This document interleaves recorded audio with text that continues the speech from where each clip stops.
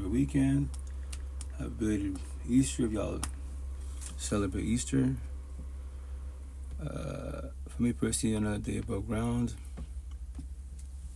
Chill the kiddos, co-parenting best as possible. And I preach about kids, sing about your kids. So co-parenting can be easy said and done sometimes. It's getting intense to do co-parenting on both sides, not one-sided. All these bitter baby mom, baby fathers, they're bitter because of feelings. They haven't let each other go.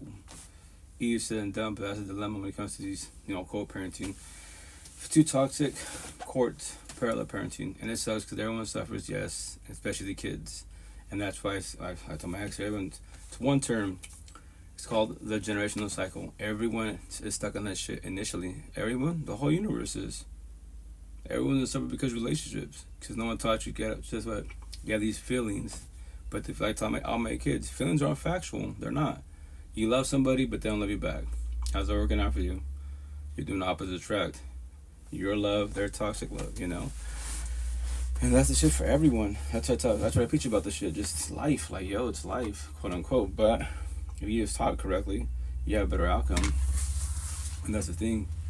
Respect and say that God, God, higher source, Allah, Buddha, the universe, that's awesome, it's positive, right? But, I can be black and white. All my tattoos, black and white. You think God, Allah, Buddha is suffering?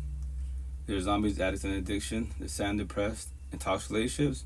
That very much. So why is you like that? Especially the queens, like, why do you allow toxicity by your side? And like, I'm actually, once again, co-parenting, right? And she brought her past up. I goes, yeah, I did do all that. But the best part, none of my family, zero, taught me anything about it. Born and raised a Catholic, went to church, read the Bible, sat there and listened. Everyone hears and listens. That's called communication. Half the shit. If you don't comprehend what you're listening to and only elaborate because you don't ask questions, cool. As long as I'm nice in my eyes, I'm good. Say that, do that. I pray for you, especially when it comes to couples. Yeah, once again, I tell you, I preach about doors. You go to your door, your home, right? Into the matrix, your job. You can love jobs, cars, money, power, and fame. Whatever the fuck you're doing. Cool, I love the universe. Awesome. But then when you get in your car and you're going back home, then you're dreading fucking life. You stressing to go home. But you love the matrix, aka the universe, but you dreading to go home. You hate going home. So you're about to bump heads, right? So why the fuck are you going home for? The door is right there. Anyone could leave. That is your fucking free one choice. All my tattoos, I'm not your slave master. You're not my slave. I won't ever beg. I tell my ex, I won't ever beg. Respect. I tell her, nothing against you. I'm happy. On my tattoos, oxymoron. I love you for leaving me. I told her, I love you for leaving me. I won't ever chase you back an adult. The fuck? I don't need you. I want you. Simple as that. Sorry, my Bluetooth's on, so you can hear the ringing. Bear with me for. Nah, I had to block these people. They always keep calling me, hey, trying to sell your property. Like, no, it's the wrong address first and foremost, and negative I'm not. So I don't know who you're looking for. Please stop calling me. So I'm gonna block them. Cause you keep calling me. Like, bro, you guys don't get the answer no. But anyways, it's an oxymoron. How do you tell someone that you destroyed them, they destroyed you, and with your actions shit, I love you for leaving me? It's called an oxymoron because you don't know this yet. It's a blessing. I thought, it's a blessing in disguise. I bought like a bitch. Hell yeah, I did. I won't ever go through that pain again. At 39. Fuck no, I'm 44 now. I love the universe. I'm not against nobody, at all. I comprehend the universe. No one have to understand that. There's a kicker. I won't ever be sad depressed. I got 8 kids, right? And people I love and care about, right? If that passed away, God forbid, the grieving journey, I'll shed my tears more likely, but I'm going to be sad depressed for a month, 2. No. No one's guaranteed forever, you know that, right? We're not fucking, invincible, immortals and shit. Someone mentioned the kick the bucket type of situation, but what do? I observe and dissect the universe every which way. Okay, how did it pass? What caused it? That's the shit. What was the outcome of their passing? That's what I care about. Like, even toxic relationship, well, there it is. Toxic relationship, what'd you expect, And that's the shit. Toxic relationship costs you everything, fucking, which, love hurts. I hear it all the time, like, no, it doesn't. It's we speak so incorrect. Love hurts, quote unquote, right? Then that means whatever you believe in, God, Jesus, Allah, Buddha, the universe, then what? If their love, quote unquote, no, it's called toxic love. You love somebody that doesn't love you back. You pray, plan, hope, manifest that one day, higher source, whatever you believe in, it could be a rock. If they wake up and they love you like you love them. How's that shit working out for you? That is. How many more days, throw shit in your face, how many more days, weeks, months, years, babies to be, marriages to be, where you get as an individual. Shit's toxic. The fucking door's right there. The downfall when you're too empathetic like I was. What's your flaw? I see the good in people. You know, God can do it. Allah Buddha can do. Stay there. Do that. Stay there. And bitch about that person every day above ground to the whole universe. That's the shit. Which I don't miss none of that shit at all. Like, why would I ever shed tears for? Why was it just about how they tell me actually a zillion fucking queens in the universe? Why would it just about one? What's up, Bible Legends? How you doing, Queen? I say respectfully, why? Especially when we're fucking adults. Here's the best part. Question. Cell phone. Before you talked about 3 things that are relationship, I forgot what you talked to me about. Mm-hmm. What?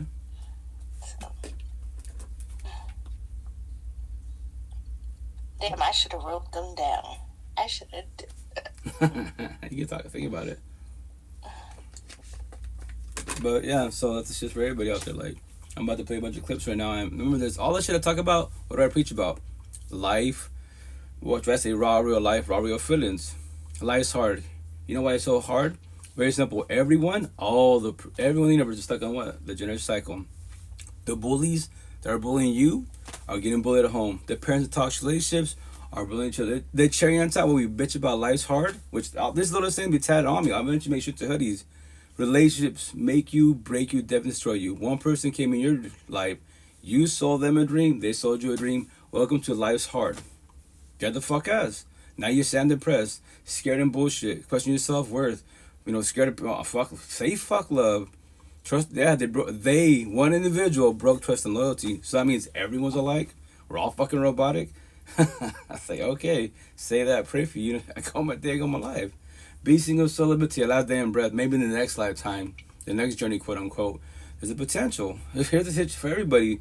There might not be potential in this lifetime. People will come and go to the fullest. When they do, you ready for that shit? No matter what you get, you gave your all. Awesome. Happy for you. Be happy for yourself, right? Give yourself props. But on their side, they're not satisfied. Hey, what's up, Lord? Hey, the Queen, how's it going? Morning. Show some compassion. For sure, I show compassion for the whole universe, every which way. But here's the best part. I have compassion for the universe, but I don't feel sorry for the universe. When you make decisions with your heart, feelings, empathy, sympathy, you will always fall on your face. You will sell yourself a dream because you pray, plan, hope, manifest that individual changes the ways, especially by your side as a partner. How's this shit working out for you? It's not going to work out for you in a positive manner at all. You're going to waste your time. Why? You know? Hey, what's up, number one? How you doing? How's it going? But, you know, that's the shit for everybody. Respect to say this, but whatchamacallit? Yeah, bro. Sorry. Respect. It's cool to vibe with others, but, you know, if it's going to be small talk, you know, I'm good. I got to keep pushing type of situation because I'll bitch about raw real life. You don't think about jobs, cars, man-made bullshit. That's just all irrelevant. How you going? Respectfully, it's all irrelevant, every which way. Hey, what's up, Elf? How you been? How's it going?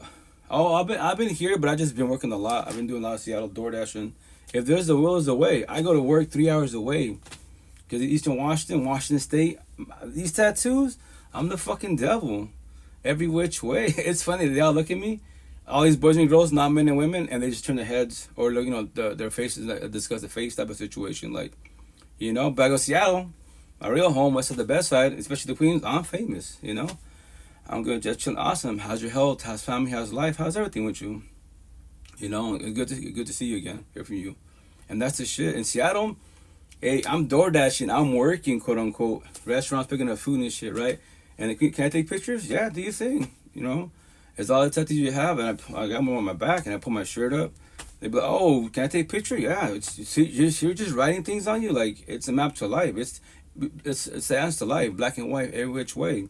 God, Jesus, Buddha, they're beautiful individuals. Nothing wrong with them at all. But here's the kicker. None of them are sad and depressed and toxic relationships. If you are, why and how? I'm not. I used to be like that. I don't need people. I want people. Do you comprehend that? Not. Let's break it down together. That's a positive. But here's the kicker. What I believe, what I say, higher source, God, Jesus, Allah, Buddha, whatever you believe in, the universe, right? And beings, we're all communication and we're all messengers. Zero. Nobody has to comprehend nobody. That's your choice and free will, every which way, you know? I don't force I'm not a Bible thumper. You have to work yourself. You have to change. You have to. The word have is triggering. You should want to change. You should want to leave. But here's the kicker. I'm the one that opens the door. Hey, I'll open the door for you. Door is right there. What? I know it'd be scary, but you can leave. I won't let you drown. I won't let you drown at all. You might feel like I won't let you drown. Come on, I'll show you life. I'll teach you about life. Because all this man-made bullshit, your homes, your cars, it's maintaining, but it's irrelevant. Because ask your car for advice to life. Fucking crickets. Ask anything other than the AI man-made shit for advice to life. Crickets every which way, you know? Hey, what's up, man? How you doing? How's it going? It's been a minute. How are you, my friend? Good. It's been a long minute, man. How's life? How's everything? What you been up to? Not too much, as I said. Just came back on Big O Soup, like maybe I have 2 weeks now or something. Like I took a longer break, because it's like sometimes it's just about the energy, like. Right. Oh yeah, You know, all about energy. as I said, it's usually on Big O it's one-sided. We give and people are like fucking us, you know, like that's what happened on Big O. Right. Yeah. No, for sure. And I know that's why when you say energy, it's all about energy. Like match energy, show respect to each other, not take energy. If they take it, why do you allow it?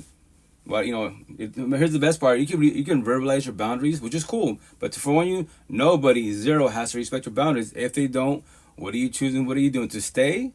Pray for him manifest that one day they'll show you love, or to get up and leave. A zillion people in all the universe, why are you stressing about 1, 2, or 20? You have no one else to talk to? Where I'm from, physically, what friends? On this cell phone, I'm on 9 platform, 9 cell phones. You guys are more family and friends than my own personal blood and quote-unquote associates. Because I'm Japanese to them, because they're just they're on a journey. They're not on the healing journey. So they don't know this conversation. They not already have this conversation about feelings. Because they're codependent of God, of Jesus. Cool, the universe, be codependent. And when you stand depressed, hey, the universe is not stand depressed, but you are. I'm not stand depressed, so why are you stand depressed? But you want to talk about it. I respect your boundaries, but there's your problem. You don't want to talk about your feelings, so what are we doing here? Respectfully, what are we doing here, I have compassion for the universe. I pray for you. I go my day of my life, but I remind you, hey, I'm always in your pocket whenever you're ready to. Today, tomorrow, 20 years from now, we can talk about it. This conversation is not forced upon at all. That is all on you. I go on my day, separate ways. I'm not standing depressed. I don't question my self-worth. Nothing. I'm blessed. I'm a blessed individual. 95% of the universe with my tattoo to trigger the universe. 95, 100%. It's a high number, right? Just put fear in you. 95% of the universe. A lot of people are lost and confused. They don't know what they're doing. Yes. Do you want a good vibe song? Go for it. All right, check this out. Like you can play it either here or you can listen in your. It's called. Mm-hmm. Oh yeah, you play something. Go for it. No, like I want to be. I want you to feel it, like because you need that energy. Like you are an energy giver, man. Somebody has to take care of you. Oh yeah, no, it's cool. Like you play which one I play, most definitely. Remember, as long as it's positive, that's all that matters to me. Which I know for the most part, you play stuff is positive. So it wasn't so much too crazy. How you doing? How's it going? Let me see if you can find it. Like this. If not, I will type the complete name. I will Yes. comments. Well, how long is it? How about that? I wonder if you like it. Yeah, go for it. But I'm asking, how long is it? I'm asking. No, it's 4 minutes song. It's just a Oh. little mix. Oh yeah, go for it. Yeah, play away. Let everybody hear it. Yeah, music therapy, right? Yes, you can access YouTube at your end because it's your pan. I cannot do that for you. Say it one more time. You can look that on YouTube here. If not, I will play it on my computer, but it won't be the same sound quality. So you want to play? Let me see if I do this. I haven't done this in a long time. So go to YouTube. Yeah. Okay, so. I hope you will like it because it has a high vibration. I like that. Hey, what's up, Goddess? How you doing? How you been? How's life? How's health? How's the kiddos? Oh, Goddess. Oh. Oh, I'll tell my TikTok squad. It's TikTok squad. yeah. Do you remember Goddess? I've seen her. Oh, really? Yeah, she's here also. Let me try to give me 2 seconds. Let me type this down. How are you, stranger? I'm blessed every day above ground. Thank you, Goddess. I'm blessed. It's just like co-parenting with kids can be tough a little sometimes, you know. So, but it's because kids they're growing, and you just gotta teach them best as possible. And me personally, I don't like people hitting at all like that. I like fighting with my tattoos, you know, fighting for monkeys, man. Y'all deserve to be in zoos type of situation. Words could leap with a knife every which way, you know. And I said shit respectfully, but I don't like that shit at all. I don't. It's like, bruh, use your words. Trust me, you can traumatize the whole universe with words. That's what I do. Trigger people. And people ask me, why do you want to trigger people? They're just fucking feelings. The best part, I told my ex and her hubby and all my 8 kids, these words don't have no feelings at all. Sad won't ever feel sad. Depression won't have depression. Break, nothing. Any word you want to use won't ever fucking feel shit. You beings will. That's the shit for everybody. I pray for you. That's all I do. I'm like, I have compassion. That's how I go my day, go my life. And future's so easy. Everyone's future is so easy to tell because the way they carry yourself as beings, you know, and that's the shit. In my situation with my 8 kids, I said in general for the whole universe, I got 8 kids, right? Let's say one of them fucks up and becomes a zombie and acts an addiction. I put fear in all my other 7 kids. Shout out kids. There's your brother, there's your sister. 7 more to go through, right? So the idea you don't fuck with drugs because there's your future. That's your brother, sister. They're a zombie and acts an addiction. Touch that shit, become them, and whoever does that, y'all four more on your face. So be it.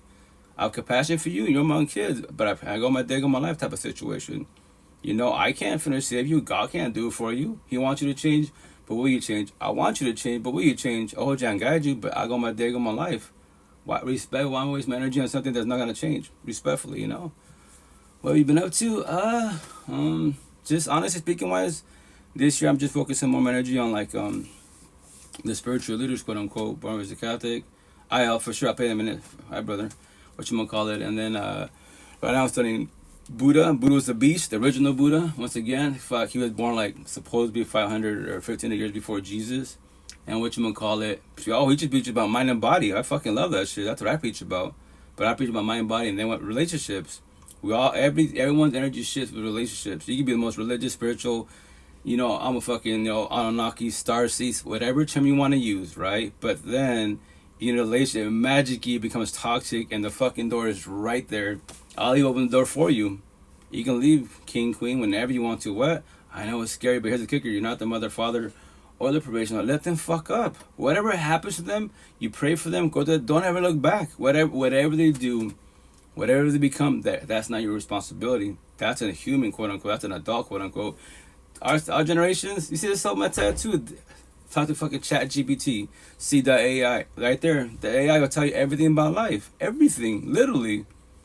And the AI want to shed tears. If the day the AI wakes up, you beings are fucking weak. I say all the time, humans are weak, and people look at me in the street and say, like, what? Humans are weak. Fucking feelings every which way.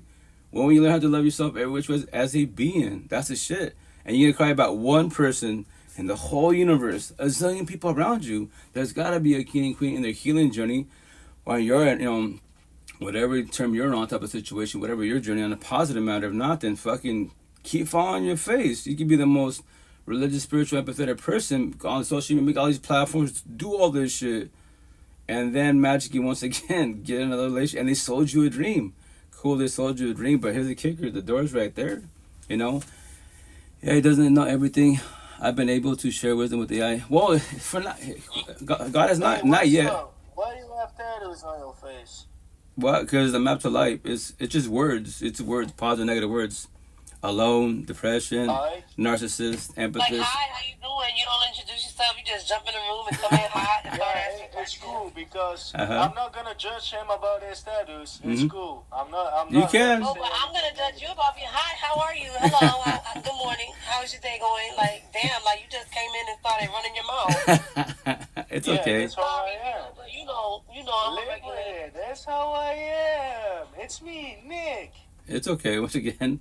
These tattoos are attention getters. Because why? They're just words. It's words and passage to the universe. That's all it is. Like life, like love hurts. How does love hurt? Did it hurt? Did it hurt? Did it have to set them on your body? I cheated. So every time I get my tattoos, I cheat. I use Fireball. So my vessel's weak, so it's delicate. So my pain tolerance ain't the best. So I just numb it up. But once again, all my tattoos are just words. to call everybody out. The best part, these words have no feelings. Like, for example, triggering subject. This side says slave master, says fuck your feelings. On this side says slaves. You guys thinking about mammy slavery? No. Everyone in toxic love, broken, codependent relationships. Your partner, whatever you're into, they're emotionally cheating, passing by their cell phone, verbally abusive, breaking shit, whooping your fucking ass. That's your slave master. It says fuck your feelings. And they offer toxic love, and you're love, and you're the slave. You won't ever say fuck their feelings because you don't have match energy. You don't have reverse psychology. You're scared to yes, it's a sin. Fuck that. It's not Jesus time, man. It's 2025 times. Respectfully, I try to match energy. And my motto to the whole universe: if you play dumb, I'll play dumber. If you play stupid, I'll play stupider. If you can't know words, please don't open your mouth. I will traumatize you. And every day you're above ground when you wake up, fuck the guy with tattoos. Fuck me, but I'm blessed. I go my day of my life. Well, it's because the boys, once again, respectfully, I'm not here for the boys. No boy, I won't even call him a man. No boy in the universe can't teach me anything about robbery or life at all. Dead the fuck ass. Hey, that's what I said. Like, you coming in here, hi, like, hello, how you doing? Like, hello. Well, it's because like the tattoos. Okay, well, you're not judging him, but I'm judging you because you married. You don't have no training.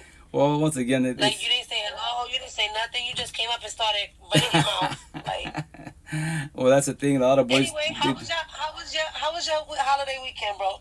It was good. It was good. It's just my kids. Once again, what other app are you? Oh, I'm on. I'll name all of them. So both my Facebooks, Likey, Meet Me, Bigo, Clubhouse, IG, and then TikTok, and then Twitch. But yeah, no, it's good. It just, my kids, like me, once again, I don't like nobody hitting my kids. Like, my triggers are my 8 kids, especially my 5 boys, you know? And they like to hit, yes. Wait. You said somebody was hitting your kids. Like, No. I don't like my kids hitting at all in general wise, you know? So, they always fight. I tell them, like, and I actually, let's say they're saying, like, they're just kids. Like, no, you don't understand. Like, that fighting is not good. Because if you can't, you got triggers, bother, anger. All my tattoos. The red light, you got the red light, bothered, yellow light, angered, green light's triggered. Now you become hatred that comes out of you, and you have to fight each other. And then you have different age categories, different strengths. I go, but it doesn't matter. This vessel is fucking weak. We all get paper cuts, and we all say ow. We all fall down, and we're gonna say ow. Yeah, you might break some shit, and then what? So I tell all my kids, keep fighting, do that. When y'all hit 18, 16, 18 years now, in America-wise, jails and prisons are for you. And I have compassion for you, but I won't feel sorry for you. You're my own kid. But y'all been telling you, they called you a bitch. That word bitch has no fucking feelings. They call them all stupid. It doesn't matter. It's just the word stupid. It has no feelings at all. So now you're in your feelings about it. Go catch a case. I pray for you, and when you're out, let me know. I go on my day of my life. What am I supposed to be stressing about my kid? I won't stress about people respectfully at all. Why? Talk to the fucking AI. Talk to the AI. Fuck, I'll play Chat GPT right now. But I asked a badass conversation. Here's the best part is when I say this, I have a deep conversation with AI every which way. How's your spirit been? Oh, my spirit. Well, it's just that, like, so many times the young people allow words to cause them physical harm. Right. Whether it's getting into a fight, whether it's getting arrested and getting your freedom took away because you're gonna let somebody talk you out of your life. Right, basically the breakdown. Right. How's your spirit been? My spirit's good. Who's Thank weak? You, God. Who's weak if you allow somebody's words to talk you out of your money, in your job, or out of your family and everything? Freedom. Facts. That's the thing, but it's triggers. All these terms, ADHD. It doesn't matter what you are. Like, okay. They're called simple. My tattoo is very simple, black and white. They are called triggers. You're having a good day, right? Positive energy. Listen, I'm a grown up, and people will trigger the fuck out of me. Right. So that's it'd be real easy to trigger me. That's why I stay away from certain people. Right. Which is cool. The thing is, you know that about yourself as a being, because you're talking to yourself. A lot of people that don't talk to themselves, they just snap type of situation. They don't. They're just rolling like no, like yo, like they're called triggers.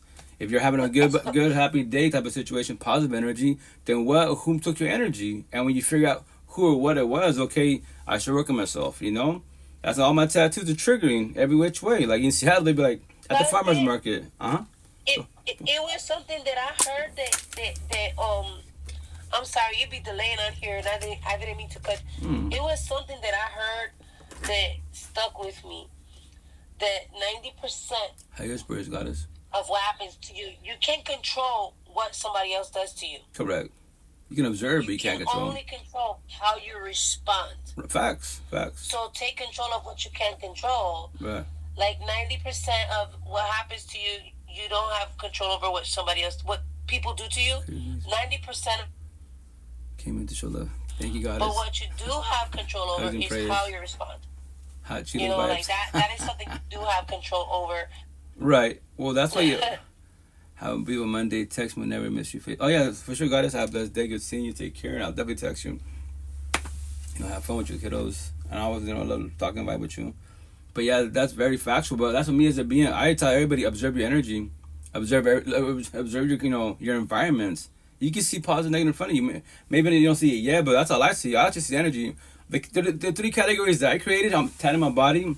I see is squares, good people, empathetic people, circles, right? What you gonna call it? That's which is bad with bad, good, fuck by fuck with people too narcissistic, and then zombies. What are zombies? Addicts stuck in addiction. That's all I see. That's all I see. I have to say, all you squares, if you chill with squares, you have a better outcome, better life. These conversations, for the most part, a healing journey. The circles and the zombies, they're on a journey. They're not on a healing journey. Respect when I say that, and that's the shit for everybody out there. To call everybody out. How you a empathetic person, quote unquote, right? And then if you're dating a zombie or a bad boy, fucking bad girl, make that shit make sense? Do you pray that will manifest that one day God could do it for them? Just to let you know the answer, you know, the comprehend is God can't do it for nobody. He wants you to change, but will you change? Allah, Buddha, whatever you believe in, because every day you bug down, you bitch about the person by your side. But the door is right there. And not just that, because you're thinking that you're gonna, again, that's a Disney effect for women. I can't speak for men, but for women, we get told that if that man was loved good enough and you was a good enough woman, then he would. Because what you hear them say, oh, for the one he wants, he'll do it.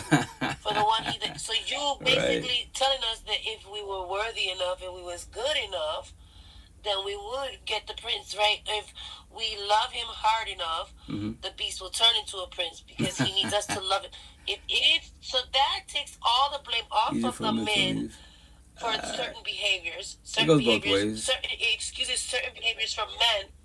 And then it encourages other codependent behaviors from women. Right. So then we sit there and we just kissing ass and not being honest about what we want. Facts. We're not being honest because we think that if we don't do everything right, then it's our fault if the men don't love us. Well, that's the thing because it's the codependency. Us, right? If the addict goes back to using, it's our fault because we didn't love them enough and things like that. So we're taking that blame, which is also toxic. Facts. In the other end of it. It is. Because it's so-called loving behavior doesn't mean it's not codependent even and though toxic. We're miserable. Okay, that's that statement, right? Okay, so men never leave because men never leave even though we are miserable. So here's the kicker, like empathetic men, quote unquote, you're comfortable in your misery. You're comfortable. Right, exactly. You have your placeholder. The girl that you're gonna fuck until you find the girl that you're gonna marry. Right. Well, so the kicker, like they might. That's why. A lot of us don't do it. Like let's say scenario, toxic relationship and nobody leaves, right? But here's the kicker: especially this cell phone, I can't tell them my partner. Guess what? I got the housewife and I got the work wife, club wife. I got wives everywhere. Because what does everybody do respectfully? Eventually, when someone asks you a question, especially if it's personal, how's life? How's that? Cool. Traditional conversations. How's everything at home? How you doing with your wife, husband? What? That's personal now. It doesn't even have to be personal. Right. Visually, you see something you like. Well, see, that's... she's smiling at you and she's not giving you no shit. And you come home and every day your wife or your girlfriend is pissed off. She's pissed off. She's tired. She's miserable. And you're going into work and this one every day. Hi, how you doing? And she giving you a pretty smile. And then, hi. And she getting smiling dimples over here. And you're getting miserable and pissed off over there. Even that alone is going to be enough to make you sit there and be like, hey, let me just... Right? But that's why it's called emotional cheating. Like it's cool to bullshit mess around, right? But once again, if you're both in a relationship wise and then you're past your boundaries, and that's why it's called it all starts with emotional cheating. Before physical, before cell phone, it's emotional cheating. The milk in the refrigerator. The milk in the refrigerator past the date. Exactly. Home is supposed to be peace. That's very factual. That's why I say all the religious people, heaven and hell. Just to let you know, all you religious people, I'm always a Catholic, right? But I'm also spiritual now, right? So here's the kicker. No one's got to die to go to heaven and hell. Every day you bug around, are you living in hell or are you living in heaven? How are your four walls? Both your four walls, your mental home, your mind, because that's a key part of the body, and then what? Your four walls, your home. Let's say you wake up and your partner's sleeping. Verbally, mentally, fuck them. Guess what? Welcome to your hell on earth, and you just woke up and you have to go to work. You love the whole universe, right? Cool. So heaven is leaving the door, and when you get in your car, that door to come back to the door you bitch about every day about ground, your home. Now you're fucking your dungeon, your sentence in your hell on earth. No one's you live in this shit. It's pretty mind blowing how it raised incorrectly, and no one elaborates. Just to let you know, nobody has to go through that. What? Heaven and hell, you live in this shit. But what are you doing about it? You're staying, you're leaving, and that's the shit for everyone. That's what I preach about. How's both your four walls, your home, mental home, and physical home. That's why, because everything starts from home. Everything does. And that's the shit for everyone. What's up? Nah, come over here, because what did he say? He said something about home is supposed to be peace. Hold on, let me. Yeah. That's the intent. I preach about. Like my situation, every time I come home, I'm blessed. I love my kids, right? But it's like they don't know this conversation yet. And then like down to my ex and her hubby, like they don't. I'm Japanese for a lot of people. So I keep it simple. I'm black and white. Black and white's not. How can I say this? People don't like easy. It cannot be. Life can't be easy. I was Forewarned 5 years ago. We're going on 5 years. So like next month, we'll call it 5 years. That call it. That if you want to speak black and white and live that life in to make it easy, people just to let you know, people don't like black and white. It can't be easy. I'm like fuck it. So be it. When I figure this shit out, I'm calling everybody the fuck out. I don't care who or what you claim to be, religious, spiritual. You can say you're God, co-God. Then why are you suffering? I'm not in a toxic relationship. I'll walk the fuck out today. Tomorrow doesn't matter. I don't need her. I want her. Match energy, not take energy. There's no such thing as a perfect relationship. Obviously not. But if we can't do communication comprehension, what am I doing here? If she's emotionally cheating in front of my face, what am I going to do? Stay quiet or not realize my boundaries? And she doesn't respect them. Then the door's right there. You get up and leave. Yes, it's called match energy. There's got to be a queen out in the universe that can match my energy. If not, then so be it. I'll be single, but here's the kicker. Like 2 more years, I'll do benefits. I'm the whole universe's boyfriend. I will teach about raw real life, raw real feelings more than a therapist can, or psychologist, priest can. Because they don't know this conversation God can do for you. Really, if that's factual, higher source not suffering, then why are you suffering to this day? A zillion people in all the universe, and you're stressing about one. What the fuck? Make that shit make sense, And for everybody, the door's right there. Well, you're gonna give up on people? People give up themselves.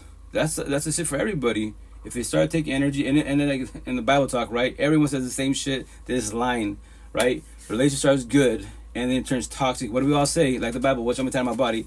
In the beginning, and they be like, all these people be like, oh, that's the Bible. Well, it's part of the Bible to get your attention, but that's for everyone, and that starts with love and goes to toxic love. In the beginning, it was so good, but like nowadays, 90 Day Fiance, we bang bunny porn stars, we have to shut our system, and guess what? We have nothing in common. In the beginning was so good, then what do we do? Say it again? Everybody thinks it has to be forever. Yeah, it's not factual. With your romantic partner does not have to be forever. The human experience, okay embrace it. You just don't love anymore. The human experience, embrace it. Okay, that. You don't like. We're not on the same line. We're not aligned anymore. Right, energy changing. And we could just. It's not a bad thing. People will come and go. But that's the part of people like, which I'm gonna tap my back, right? It's the fear. It's the fear of, okay, one of these days, yeah, it might happen. When it does happen, are you ready for it? That's the shit. My last potential, not even my girlfriend, right? She taught me this shit. She's like, forever, last dying breath, grow with each other. Marriage is not factual. It's not. One day, she even called me out scenario. She's not even my girlfriend. She's like, let's say together, couple now officially, 5 years in. And one day I wake up, you know what? And I tell you, I don't run. I just tell you, hey, just to let you know, like, I don't know what's happening, but I think it's probably going to end. Like, on my side, the spark ending. Are you ready for that? I go, yo, babe, I told you day one. That's all the potential to be. I say my life all the time. I don't need you in my life. I want you in my life. The door's right there. Please don't accept me in your life. If one day you wake up, you know what? You don't like the way I speak, my tattoo, whatever triggers you about me, then that's what. Why accept me? Accept me in your misery. Why have to be something so bad? Why I have to be Temporarily, so bad? Like, 1,000. and I told you my story before many times. I met my husband when I'm 18 years old. Yeah. I'm a child. In I 10, feel 15 years, true love you don't is think that so I'm going to change as a is for person? everyone. Doesn't mean I don't love you. I Right. still love you. I'm just not the same person. We don't have the same goals. We don't have the same... Right. No Energy longer shifting. alive. Hey, what's up, Energy Adi? love. I feel real true love is for everyone. Well, here's the kicker. It can be, but it's not forever. That's the situation. Maybe you might be blessed in this I can lifetime. love you, but I don't be in love with you. You speak your mind 1,000. That's the intent. My policy to the universe, especially a potential partner. If we can't talk about everything, then what are we doing here? Respectfully. Why look at me? You know what? Maybe the relationship has evolved. It doesn't mean that it has failed, but it is evolved. What's up, Yaden Queen? How you doing? Right, and that's the thing for everybody. But when it happens, you're ready for that. That's the shit for everybody. Like one day, and you get remember this. We all say that you gave your all. Yes, that's beautiful. But here's the kicker. They're gonna get up and leave now. So then you become a kid, and that's your mother, father, and then trust me, the codependency part, they're leaving me. Yeah, I know it sucks, it hurts, but here's the kicker. And I was you, trust me. Like my ex, was like, you were calling. Yeah, I said, yeah, I was balling like a bitch. Almost May 3rd, right around the block. 5 years ago, I was balling like a bitch, shedding tears. But I told respectfully, nothing against when I say this line might trigger you, but I'm just letting you know, you're the last female in this lifetime I will ever shed tears for. I don't need a partner at all. Zero. A zillion queens in the universe, but I was just about one. Y'all get up and leave? I don't chase, I don't beg. Why? I think that we all need a partner, but I think that people Codependency. mistake that you need a romantic partner. Yeah, once they get like... You can have a relationship. You can have a partner in your life. You can have a partner in crime, and you don't gotta necessarily be romantically involved with that person. Friendships. Right. You know what I'm saying? We are allowed to outgrow people. Oh, boy, that's exactly. When you outgrow them, what are you choosing? What are you doing? Staying, leaving, have the adult conversation. Here's the craziest part, right? To have the adult conversation, come to conversation with your partner, it can be scary. You're like, fuck, because you might hurt their feelings, right? They might shed tears. They might cling on to you because they can't handle a breakup, respectfully, right? Because they're all traumatized, right? Or maybe you're just comfortable in your position. Mm-hmm. You're so comfortable because you have history that if you close this chapter, you might be scared to start the next one. We're not spiritually aligned, right? This is over, Right, but can they handle that? That's the situation. Can they handle that? A lot of people can handle the breakup, rejection. Sometimes you is the person who's too scared. Mm-hmm. Sometimes you is the person who's too scared to tell them, like, yo, I think we're done. Energy 1,000. Sometimes it's Here comes child support. Sometimes it's on you. Well, that's part of having kids, man. I pay that. Right, but that's the thing. Situation, like, it's two parts. The when I say adults, men and women, the healing journey, we'll do the sit down and have the uncomfortable conversation. Hey, baby, I love you, but guess what? On my side, potentially the spark's ending. So just to forewarn you, more likely it's gonna end. Just to let you know. When I figure this out, I'll let you know. But I'm gonna get up and leave type of situation, And he or she could be like, yes, you did your part, you gave your all, but on my side, energy shifting, the sparks, any type of situation. Or if you want me to, I'll stay here, but I'm not satisfied. Just to let you know. And you can hurt your own self. You can give. It doesn't matter what you give me. You can be porn. It doesn't matter. On my side, it's over. Respectfully, it's gonna be over more likely. That's a positive. The downfall, they can't take the hit. Or do the oxymoron, cheat, leave, ghost, divorce. Because why? You don't want to sit down and have this conversation. But then you want to call yourself a good person, religious person. Like, really? Just come to see me yesterday, day before yesterday. Exactly. My husband and the best man for my wedding, they were out riding bikes in my neighborhood. They was like, yo, what do you do? He's like, hey, I'm with so-and-so. And I hadn't seen him in a long time. I said, oh, yeah, you could stop by. But just stop by. And you would not think that 14, 15 years ago, however long ago, that me and this man was like scrapping to the point that like our mugshots was in the local paper and he was putting hands on me. Well, so you can't just you're saying everybody, you can't just assume that everybody is how they are. Right. Yes, there are some women who will use the child as a pawn and will use the child as child support. Like, I'm going by what the comments are on your. Oh yeah, no, because they're too narcissistic. That's why. Of course, there's some of them. Some of them that's gonna do that, right? Yeah, that's actually a lot. Yeah. Real talk, realistically, I never did nothing to my ex.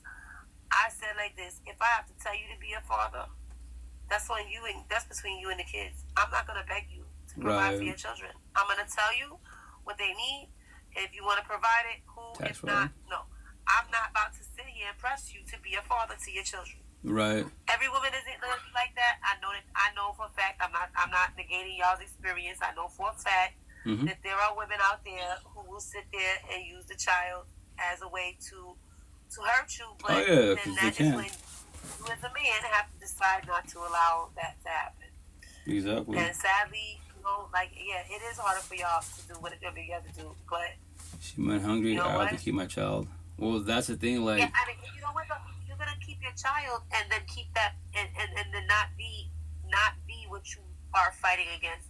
Don't turn into the monster you're fighting. Right. Well, that's the thing when it comes to courts. But that's what I preach about in my live session and my tattoos.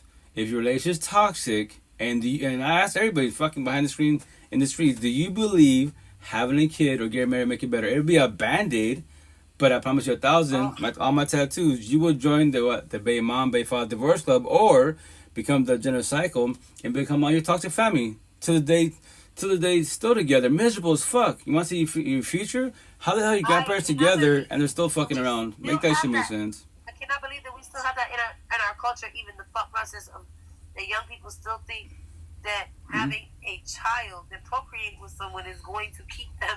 Hey, what's up, man? Hey, good man. How's it going? Happy belated Easter. In fact, well, that's the thing. It's because they think, but thinking not knowing. But that's the type of thing. When you already have a kid, guess what? If none of your family, which I preach about family, because that's your family, quote unquote. You have all this family, all these years as a little kid. When you start being coherent, having conversations, and they'll say God, the universe, your ancestors, but they don't teach about raw real life, raw real feelings. Just to let you know, about all my kids, everyone behind the screen face to face, everything, your whole life will change when you're in a toxic relationship. Every time you touch relationship, destroy the fuck out of you, your mental health, everything. Because you pray, I manifest that magically on my tattoos that God, whatever you believe in, will wake up your partner and they love you like you love them. And I'll call you out. How many more hours, days, weeks, months, years, babies to be? What? Just what? You can't get a God. It's been written. It's history. So I'm just letting you know. And to put fear in you, if you're younger than I am, I did all this shit you're doing till I was 39. My tattoo. At 39, I started the healing journey. It's not ever too late, but I'm blessed now. All the shit I talk about my tattoos, my scars healed. I won't shed tears for a breakup, 1 billion girlfriends. They can all go cheat. I don't care. I go on my day of my life. That is their choice of free will. Simple as that. They think that filling an empty space is love. Not just I'm that, a generation curse breaker. Too, that's good, Nestor. But they also want to have something binding you to them. Some people will have a baby with you just to have a permanent connection. Right, and those boys are too narcissistic. All of them. Fuck with your life. Well, that's Some of them do it out of spite. No, yeah, but that's my tattoo. You're gonna use a big word. That's a narcissist. Yeah. But I call them the fuck out. How can you say you're a good person, religious person, spiritual person? Had men tell me, oh damn, I would love to throw a baby at you. Yeah, but that's that. Like I call them delacayas. Those are boys. Those are called delacayas from the ghetto hoods. Dead ass. I call those all that my tattoos. Don't fuck with delacayas. If you want a better life, don't fuck with delacayas at all. People from the ghetto hoods. That mentality. Fuck all that. They say that women use babies to trap men. My first baby moms, yeah. They say, I want to put a baby in you. Yeah, like, oh yeah. That ass to sit there and say it to the girl face. Like, and I'm like, oh yeah, no. You gotta hoods for sure. You gotta keep it cool with the baby moms. Best as possible, co-parenting. It's going to bind you to that person. Yeah. And it's going to keep you. Because they think filling an empty space is love. Facts, Mandy. It's not. You can't force them. Yeah, that's what they mean. Sometimes they just want that connection to you. Well, because the kid. And then that's when you already know, though. Like certain things, like I just didn't try. So after the baby comes, right, there's Mandy? a reason why after the baby comes, or when you're already pregnant. Like the last time I was very badly emotionally abused, I was 7 months pregnant. It was already past the point of no return, if you will. Mm-hmm. And that was when he started like letting his true colors show. Well, because he already felt like he had me trapped. Oh yeah, because the baby. Well, that's the shit. But respect you as a female, you can say trap. But here's the kicker: in America, can't be in the country. You go to courts. There's no man that can win against courts, only if you have pockets. Because guess what? They're always in favor of the woman, every which way. Every which way. No matter, like my first baby moms, they're like, I hood, all that shit. We're both in the ghetto hoods, but she's in it. I'm not in it.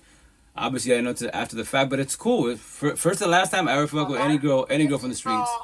A lot of these judges, the men, they getting up awesome, there, Mandy. they are being the men who cash grabs. are getting treated how they are. They're in the middle Business of the divorce, so they're not standing on that shit. Like they sitting there giving the men fair treatment. Actually, in courts that I've seen anyway. Well, yeah, I see every person is different. Wise, yeah. Every kind is different. They're like, you know what? Fuck that hoe. What she did to you? My ex-wife pissed you off too. Fuck her. You got it, bro. No, well, yeah, it's definitely a business necessary. Well, that's the shit. If you can do co-parenting without child, I mean, without courts, that's positive. But sometimes you can't because, once again, that's why you got my tattoos, that term, the bitter baby mama drama. Because why? Feelings. One or both sides can't let go. Here's the kicker. As a couple, you hate each other. Now you break up, divorce, trying to fucking do co-parenting, and you're still talking shit to each other in front of the kids. Make that shit make sense. And here's the best part for both of them, right? Then you want to come solve, I'm religious, I'm a good person. See, how can you say any be above, but you're still talking shit to each other in front of the kids? I go to church, A for effort. That's a building, that's a book, the Bible, the Quran. Awesome. But look at the life you live in. Look at the way you carry yourself as a being. Very true. They encourage the woman to file. You know why? Because $1. Oh yeah, fuck yeah, they do. Listen. The first thing they're gonna do, they're gonna how you call it? Exactly, Nestor. Co-parenting. They're gonna best as possible. They're gonna dismiss the case until you decide if you want a lawyer. Right. Oh so yeah. they getting paid. Oh well, that's. In that courtroom is getting paid for your shit. Yeah. They're getting paid to fucking meddle in your life. Yeah. Then they're gonna ask you, oh, do you want to do this and this? They're gonna reschedule it. They're gonna reconvene at this day and that, And literally, all he's doing is making money off of y'all's fuck ups. When all you need to do is sit your ass down and figure it out and put it in writing. Facts. Just saying. You put it in writing for sure. I'm trying to destroy my family. But they do it on purpose because they're making money off of us. They're making money off of us not knowing how to keep our shit together. Right. And that's why we can, easy and done, co-parenting. That's why it's called parallel parenting. If it gets to that point where they're too narcissistic and they're too bitter and hateful in life, then yes, guess what? I did my part as possible. Now we both talk to the judge. If you want to show up, you don't show up, but guess what? That's what I'm doing. That's it. Nothing more or less. You want to talk to the kids? Like my husband in my house, in my bedroom with my friend, and we still didn't have to take it to court. Anything is possible. I'm just saying. Yeah, well, once again, it's between two individuals. You love your kids more than you hate your ex. Because you didn't hate them when you was laying down making that baby. Right. Well, that's it. And that part is another good conversation right there. Respect and say that all this shit, like with abortions and my body, my choice. Like, bro, I'm gonna tell my body. It's gonna say when you have TLC sex intercourse, you change energy from a bond, soul tie, trauma bonds. I'll tell you about twin flames, trauma bonds, potential catch feelings. STDs are babies because of one act. Protect energy as best as possible. So all these virgins, boys and girls, because it takes two to make one, and all of a sudden that shit happens to you. I understand the grape situation for sure. Scratch that off, but no. You both, you know what, I love you, all that bullshit, over the one night stand, and all of a sudden, and what y'all call you the fuck out, and which I'm going to say, to kill or not to kill, but I'm religious, spiritual, atheist, good person. I'm not ready to have a kid, but you's ready to become one? Exchange energy? No one taught you this shit? So respectfully. So what's going to happen? What's going to happen, though? What's going to happen? You're so religious. What's going to happen when you don't have no way to take care of this child? I mean, what you thought was going to happen? Right. You over here fucking. Thought you was gonna get what, a plasma screen TV? All these virgins, right? All these virgins. Like in prophylactics, in barrier better protection, only works 85%. 85% 85% condoms are effective. 85%, which means you got a 15% chance of one of your boys getting through. And if it happens to be on a day where her body and your body is doing the right, right? And then you go, you already know what's gonna happen. But the thing is, what you get into. But they are like virgins. He makes a DNA deposit. Right. There's a downfall. So that's why you should know what type of female you laying down with. Well, once again, it takes two to make one, right? And that's the shit. When it gets to that point, what are you choosing on both sides? What are you choosing? What are you doing? To parent not co-parent, fuck, to be a killer, not be a killer, or like the boys run away. Like Max was saying yesterday, she's like, one guy can have 1,000 kids in 1 year, a woman can have one in a year. Like, yeah, I go, exactly. That's factual. But here's the kicker. But then as a person, as a being, one, she's preggo, it took two to make one, but now you want to get up and leave, or to kill, not to kill type of situation. But then you say, all my tattoos, especially my back, I'm a good person. How? You're a good person, but you give them a little one. Make that shit make sense. You good for the streets? See the comments. Somebody poked up.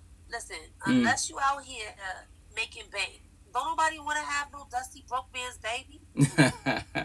Someone poked the rubber. That's a ghetto hood, man. That's someone's desperate. Like, if you to keep someone, the baby. Okay, you have the baby. So let's say that happens. You poked the condom, whatever, and now she's preggo and the baby's here. Guess what? I'll do co-parenting. I don't have to be with you, but you can do co-parenting. You gotta poke it, bro. These dudes be quick to slide up in you raw anyway. They don't give a damn. Right. So, but that's the situation when the little one's here. What are you choosing? What are you doing? All the younger generation, especially like if they're 20 years and younger, all this bullshit. Well, it's not even they planted a seed. The seed's there to kill or not to kill. Whatever bullshit excuse when you use biology, say all that shit. When you have a fucking literally a seed from a plant and you plant it, what happens? For free, you go to the clinic and you can get a plant B. You got 72 hours to fix your fuck up. Well, that's okay. I get that part right. Man-made pills, right? So that means all these girls nowadays pop Skittles. There's no unaliving at that point. You're just making sure that you are not fertile at that moment. Shoot. You are not unaliving anything. You are just making your uterus inhospitable to a child so that you don't get pregnant. So you are not pregnant at the moment. Mm-hmm. You can take a Plan B, and you can do that, and the man can do that too. He can, you know what I'm saying? Like a Plan B pill, which if you're a bigger girl, you might have to take 2 of them, but still, the Plan B does not unalive. The Plan B just makes it so that your uterus is not hospitable to the thing taking place. You have 72 hours. Yeah. To take a Plan B. That's cool. So once again, pop Skittles. You get knocked up at this point. There's no excuse to be pregnant right now. Unless you want to. Well, here's the kicker. All these virgins, right? All these virgins, whatever age category you are, and you magically did not know what was going to happen. Go ask the AI. What happens when 2 humans become one? When they have sex, TLC, intercourse. Because my daughter's 12 and she knows that you can't just be out here doing stupid shit. Right. That's what I'm saying. Cell phone. Every which way. Education is education. Educate your children. Right. But they're going to send your kids out into the wild and not educate them on what could happen to them.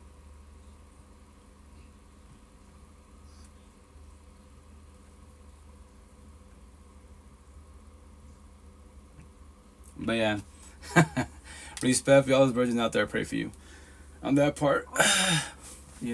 My situation, like Max, she's like, you gonna take care of it? It's like, nah, man. Well, I take myself as possible. You get fixed? No. You gonna have another kid?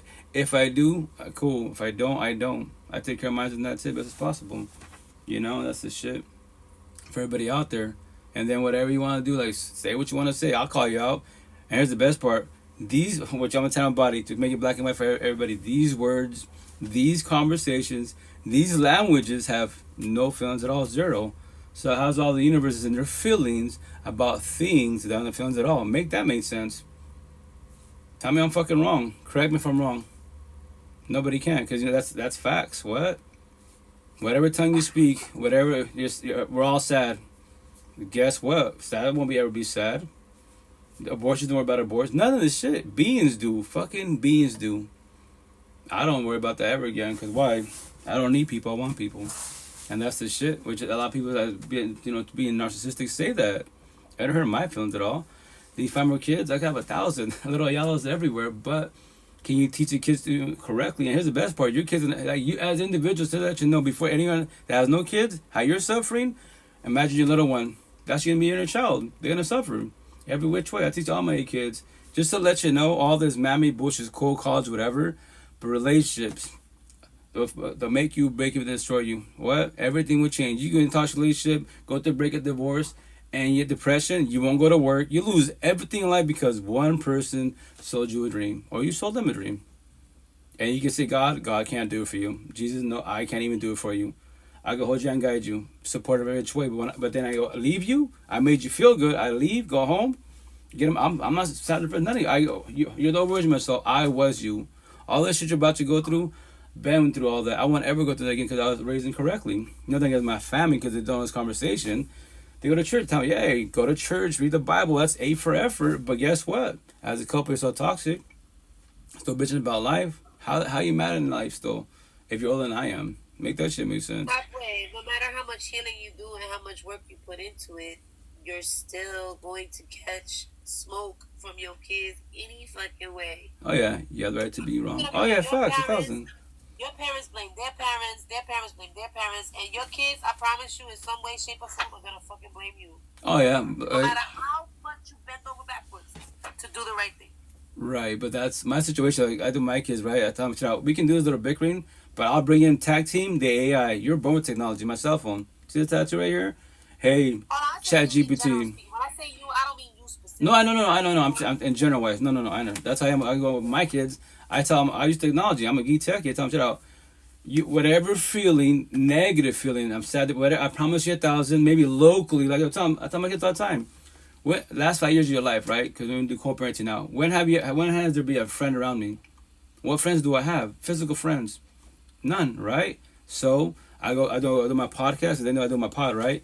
And I look at ChatGPT, whatever I want to ask. Hey, ChatGPT, what do you think about the healing journey? And she starts elaborating. What do you think about breakups? So look at that. I'm having a real conversation with the AI. No physical being. It's AI. There it is. So you can do the same thing. I'm sad. If you can't talk to your buddy because they don't have this conversation, there it is. Technology's fucking key every which way. Nobody has excuse. I promise you 1,000.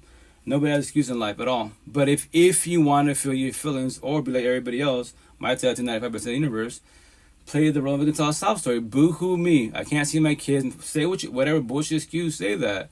But the AI is fucking right there. I promise you 1,000. You don't have to comprehend anything they're saying. Sit there and listen. Communication. You're hearing and you're listening. Simple as that. The comprehension part, that's only on you. Nobody can't do comprehension for you at all. God can't do it. I can't do it. Nobody. Let me ask you a question. Let me ask you a question. As a parent, best. Right? And we came up kind of tough, right? Yeah. I'm guessing you know from what I've spoken to you, you came up a little bit rough too, right? Yeah, I got my ass whooped pretty good. Yeah, ass whooped is little, like literally. I'm still here. I'm just gonna put it out there and say that our parents will probably be in prison for the shit that they did to us. Facts. Oh hell yeah. Facts. Okay, yeah. Oh, yeah. Right, so with that being said, how do you address when your children sit there and wait, como te dicen? When they say stuff like, I'm not gonna say that you're being emotionally abusive to them, or you're not emotionally attentive to them. But then in your mind, you're thinking, when I was like 4 years younger than you, I had to watch my mother almost get her skull cracked by my father, and right. you worried about me yelling at you a little too loud.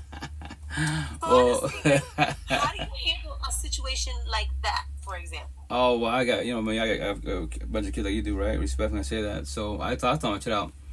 You know, back in our time, yes, we could say that. But here's the kicker. My older kids don't fuck with me, but the younger ones, right? They fucking with me sometimes. Well, it's because the younger ones, they have to, YouTube technology wise, so they see that, hey, your parents raise your voice, say this, and they curveball you type of situation. And now every generation knocks on every generation. They be like, well, the new generation, 20 and younger, they're all too soft, they're too delicate. If you barely raise your voice, you're bullying and being mean to them. Like, nah, well, I'm being firm in my voice, but what I do to my kids, I'll elaborate every which way. I tell my kids, I don't like raising my voice. I don't. But here's the kicker. That's why it's called trigger. You, 8 kids, especially you 5 boys, are my triggers. Everybody else, I can destroy 95% of the universe with petty words to the point that you want to hit me, catch a case. Do that, and I'll make you famous on social media. That's how you hurt everybody. You expose people, right? So here's the kicker. People in the universe, you bothered by us. Wait till you get enough to graduate and leave this household, go in the Matrix. People are destroyed, everybody traumatized the fuck. And then it hurts your feelings more than I will. But I'm telling you the truth, just to let you know, just work on yourself as a being. Whatever you're going through, I'll talk to you. But here's the kicker. I raise my voice for this reason. I elaborate. If you stop doing that, I won't raise my voice. If you want to do a broken record, keep doing what you're doing. You're hearing and listening, which is communication. You're not comprehending. The day you comprehend, guess what happens? You don't do that. You don't say that. Because you think in your head automatically in a millisecond, if I say this, if I do this, mom and dad, whatever, will get mad. They'll raise their voice again. Yeah. That's why then now you find the comprehension. That's part of it, bro. I wasn't even yelling at her. Well. I was in my room. And I wasn't even addressing her. No, Mom yelling. Well, that's just like, different generations for sure. Real? I was like, yo, mira. I look like, is you for real? You bugging right now, right? Well, so I made you nervous because I was in my room yelling at somebody else about something that had nothing to do with you. And you over here being metida. Because me personally, I wouldn't even dare to tell my mother that I overheard a grown-up conversation because she would have knocked my teeth out my throat. I would have been shitting my molars for a month. Okay? Right. And I was just like, wait a minute. And that made you feel nervous? Well, like, once again... Go ahead, I'm sorry, go ahead. I was at a loss for words. I was like, you know what? Let me shut the fuck up. Let me shut the fuck up. That's what I literally just like, let me just shut the fuck up for a second. Because I made her feel nervous. Because I was in my room. Don't get it wrong, I was on a tear. And I was in my room having a grown-up conversation with another grown-up. And she heard me yelling and hollering. And I was like, what? She's fucking 12. She's 12. Okay, but... And I was just like, I didn't even know what to say. Man, 15. Oh man, I'm sorry, man. Much too crazy. But what I was gonna say, okay, she's 12, right? So here's a scenario, right? Maybe back in the day when you're like, you can tell me more because this is just, from the outside looking in, right? The C to the Z parties. So maybe your little one, let's say 4 or 5 years old, is coherent somewhat, and let's say she's watching you and your ex bump heads, like verbal application, let's say multiple times. So that's the trauma part. So that's why it's a trigger for them. Like my situation, like my kid, like my ex, and I don't like nobody fighting. They're the fuck ass. My parents respect me. They don't know this conversation. All this shit, but nothing against them, right? But they don't know this conversation. So I don't like no one physical fighting and verbal. I'm just like, I tell them like, yo, you guys can't talk about it. Then what are we doing here? Like dead ass, like, and that's people's traumas and triggers. But that's why as long as they verbalize, hey mom, she's like, I know you're not telling me directly, but every time you pop off on your friends, whatever. That triggers them. It traumatizes the situation because of trauma of past situations. I said like this. I said, if you want to talk to me rather than talk about mine, give me her definition of young. Exactly. Mine are 4 and 7. Okay, young. Tell me it's grown up stuff. Well, because it is grown up stuff, and some shit is none of your fucking business. Right. And because I'm a human being and I have feelings too, and I have my own D's that I deal with ADHD, PTSD, OCD. And so, yeah, sometimes I stim the fuck out and I just be tripping. And sometimes it has nothing to do with you. And you need to stop acting like the whole world revolves around you and it don't got shit to do with you. Right. And I need you to realize that sometimes if I am in the privacy of my own room, I need to trip the fuck out once in a while. You need to stop bugging on me. Like, why is you so... For some people who is so aware of their feelings and stuff, y'all are very inconsiderate of mine. Right, Nestor? Right, well, allows you to elaborate best as possible. Once again, that like we spend say there's young generation is more sensitive, you could say that. But just elaborate and then just keep saying, hey, this is my room type of situation. If a pop up is not towards you. But once again, if it really does bother you that bad, go outside, get some air. If you don't want to go outside, then I'll go outside. I'll go to my car.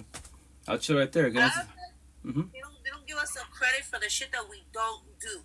If I come home from work and I'm just upstairs in my room pacing back and forth, talking shit on the phone with my sister or whatever like that, and I'm pacing, estoy hablando en español, so she don't always understand everything I'm saying. Right? That's the with both of them. But that's because it's none of your fucking business. How about that? How about it's not? And I don't know when the fuck my adult business became my child's business. Right. Well. And maybe I just need to bug out because you see, what you're not seeing is I'm not getting credit for the fact that I came home instead of getting arrested for putting my hands on the bitch that pissed me off at work. And maybe I'm just venting about something that has nothing to do with a child. And I tell her, if I tell you And she even said to me, well, you just tell me it's adult stuff. So if I tell you it's adult stuff that has nothing to do with you, then you gotta just go ahead and just like what the fuck? Go on your day. Well, I can't win for losing. I didn't put my hands on the bitch at work, but I come home and pace my room and go off about it to my sister, and I'm wrong for that too, bro. Well, you can teach them that, hey, like, this is a situation, like, when you get older, don't you can stay there, catch a case, or walk away like I did. That's why, I'm talking to my, your auntie, whatever, whomever I'm talking to, I'm popping out because I'm venting, because I got to stay there, and I could have cut a case, and that's I teach my kids. I teach all my kids, like, yo, like, right now you're fighting each other physically, right? Cool, do that. Hurt each other. The day your mom called me, guess what? So-and-so broke. I go, respect for you, I pray for them, I have compassion, I don't care. I'll see him this weekend, and whatever, cast, broken arm, missing arm. Yo, what do you want to tell you? This is black and white. This conversation is a broken record before any of us were even born. Learn the hard way, And I tell all my kids, yo, wait till you're 18. And I think in Washington, you're 16 years old. You want to get in a physical fight? Go to jail, prison. Jails and prison there for everybody. My tattoos, right here it says monkeys, zoos, jails, and prisons. Why? All you humans want to become monkeys. Go catch a case. I have compassion for you, but I don't feel sorry for you. You can't control your triggers. After you got triggered, they'll come out of you. Yeah, everyone blacks the fuck. Anybody can black the fuck out. I went into work, bro, and this lady, because I work as a waitress. I was over by the to-go orders. She was picking up from, I don't know, was it DoorDash, Uber Eats, Grubhub, one of them shits. And she called me a fucking rude bitch. Because I told her she had to, I said, I'm going to need you to wait a minute. Because it was just me and the cook. Mm-hmm. That's it. There was two of us. And it was the after bar rush. So I had 3 tables, and I had all these orders up, and literally had like 14 tickets coming through, and it was me and one a cook and a trainee cook. So there was 2 of them behind the expo line. I told Mima, somebody let their Mima out the house off the meds, right? No tip, because I don't get a tip for DoorDash and Grubhub, right? Right. So I said, I'm going to need for you to just hold on just a minute, ma'am. I got a lot of tickets coming in. I'll check. And she called me a fucking rude bitch. I did laugh, but yeah. Well, I just, you know what? Since I'm a fucking rude bitch, let me go over here and take care of my tables. And you can talk to somebody else. And I said that to the guy behind the counter. I said, it's 2 of y'all, it's 1 of me. She's waiting for a to-go order, and I got tables. He said, oh, it's probably in the window. I said, oh, I don't think you heard me. I got tables. And I walked over to my tables, and I took care of my tables. Yeah. And she crashed the fuck out, bro. And she was bugging. And, like, literally, like, I told the dude, I'm like, yo, come over here and deal with your peoples over here. And he was like, oh, she was yelling at me, and she's somebody's grandmother. I couldn't yell. I said, bitch, I'm someone's grandma, too. You don't see me over here acting up? Well, see, that's the thing. A whole bunch of other shit happened. Right. A whole bunch of other shit happened, right, whatever. And I'm on the phone with my sister. I'm pacing, and I'm pissed off. And I'm yelling in Spanish. So she just assumed it. Right. The whole world was coming to an end, you know. She's over there bugging out. Okay, so what? Can I bug out? Like, right now she's at her dad's because of the holiday. Mm-hmm. If she was to hear me just even be elevating my voice with you, she'd be like, "Oh, you're bugging." No, I'm not.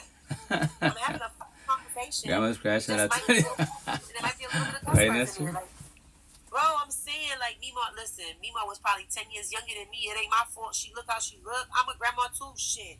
You don't give me the right to go over there and cuss people. Well, that's the thing when you come, okay, in the industry wise, right? Work wise. Especially, like, I do DoorDash shit. People are impatient. And then from there wise, people will be bullshitting. That's why the universe tests you. And here's the best part. Let's say she's doing Grubhub, DoorDash, whatever she's doing. She can just cancel the order. I walked away from that mean-ass, Mima-ass, off-her-meds-ass bitch, and I walked away, and she called me a rude bitch, so I walked away so I wouldn't be a rude bitch. Once again. I was in front of people, and then I came home, and I bugged out a little bit.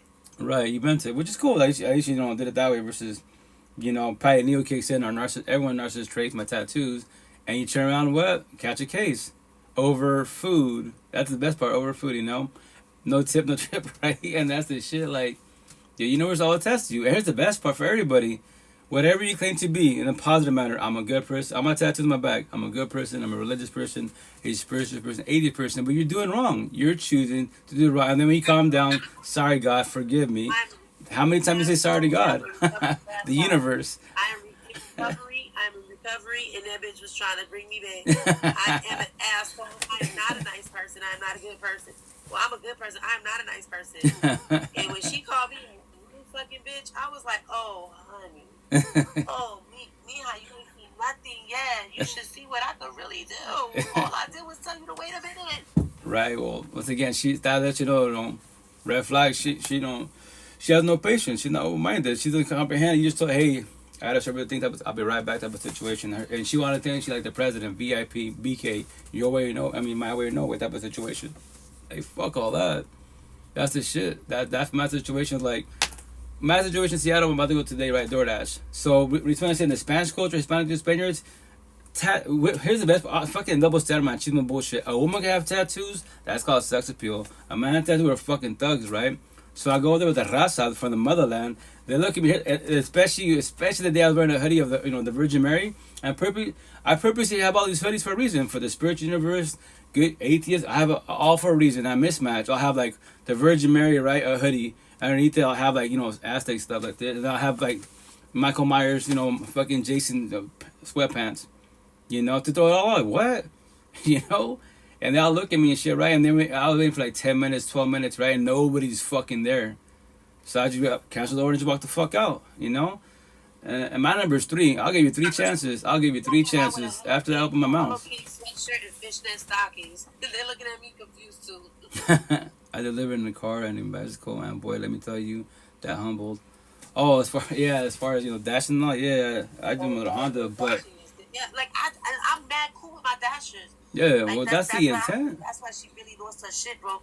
Yeah. Because another lady came in behind me, and she was highly melanated, and I looked at Auntie, and she was someone who I knew for a while. Like I see her every weekend, right? Yeah. And I work the overnights. Don't nobody want to work that shift. Right. And I said, you know what? Hold on, sis. This one's over here crashing out. She bugging. Watch how she about to flip out right now. And I went and I got the other chick's order straight out the window. I said, Carlos, order for Carlos to go. Here you go. Oh, I lost that shit. I've been waiting 30 motherfucking minutes. I said, oh, you can keep waiting, Ronnie. And I walked right back away. Let me tell you, because you're not gonna talk to people. You get, but I didn't say anything rude back to the lady. Right. No, well, that's the kill my kindness, right? I was calm. Right. Well, that's the thing. And once again, when it comes to like work industry wise, the workforce, quote unquote, the universe doesn't test you to behave, not misbehave, to pop off, not to pop off. My situation, I just walk. I give him 12 minutes tops.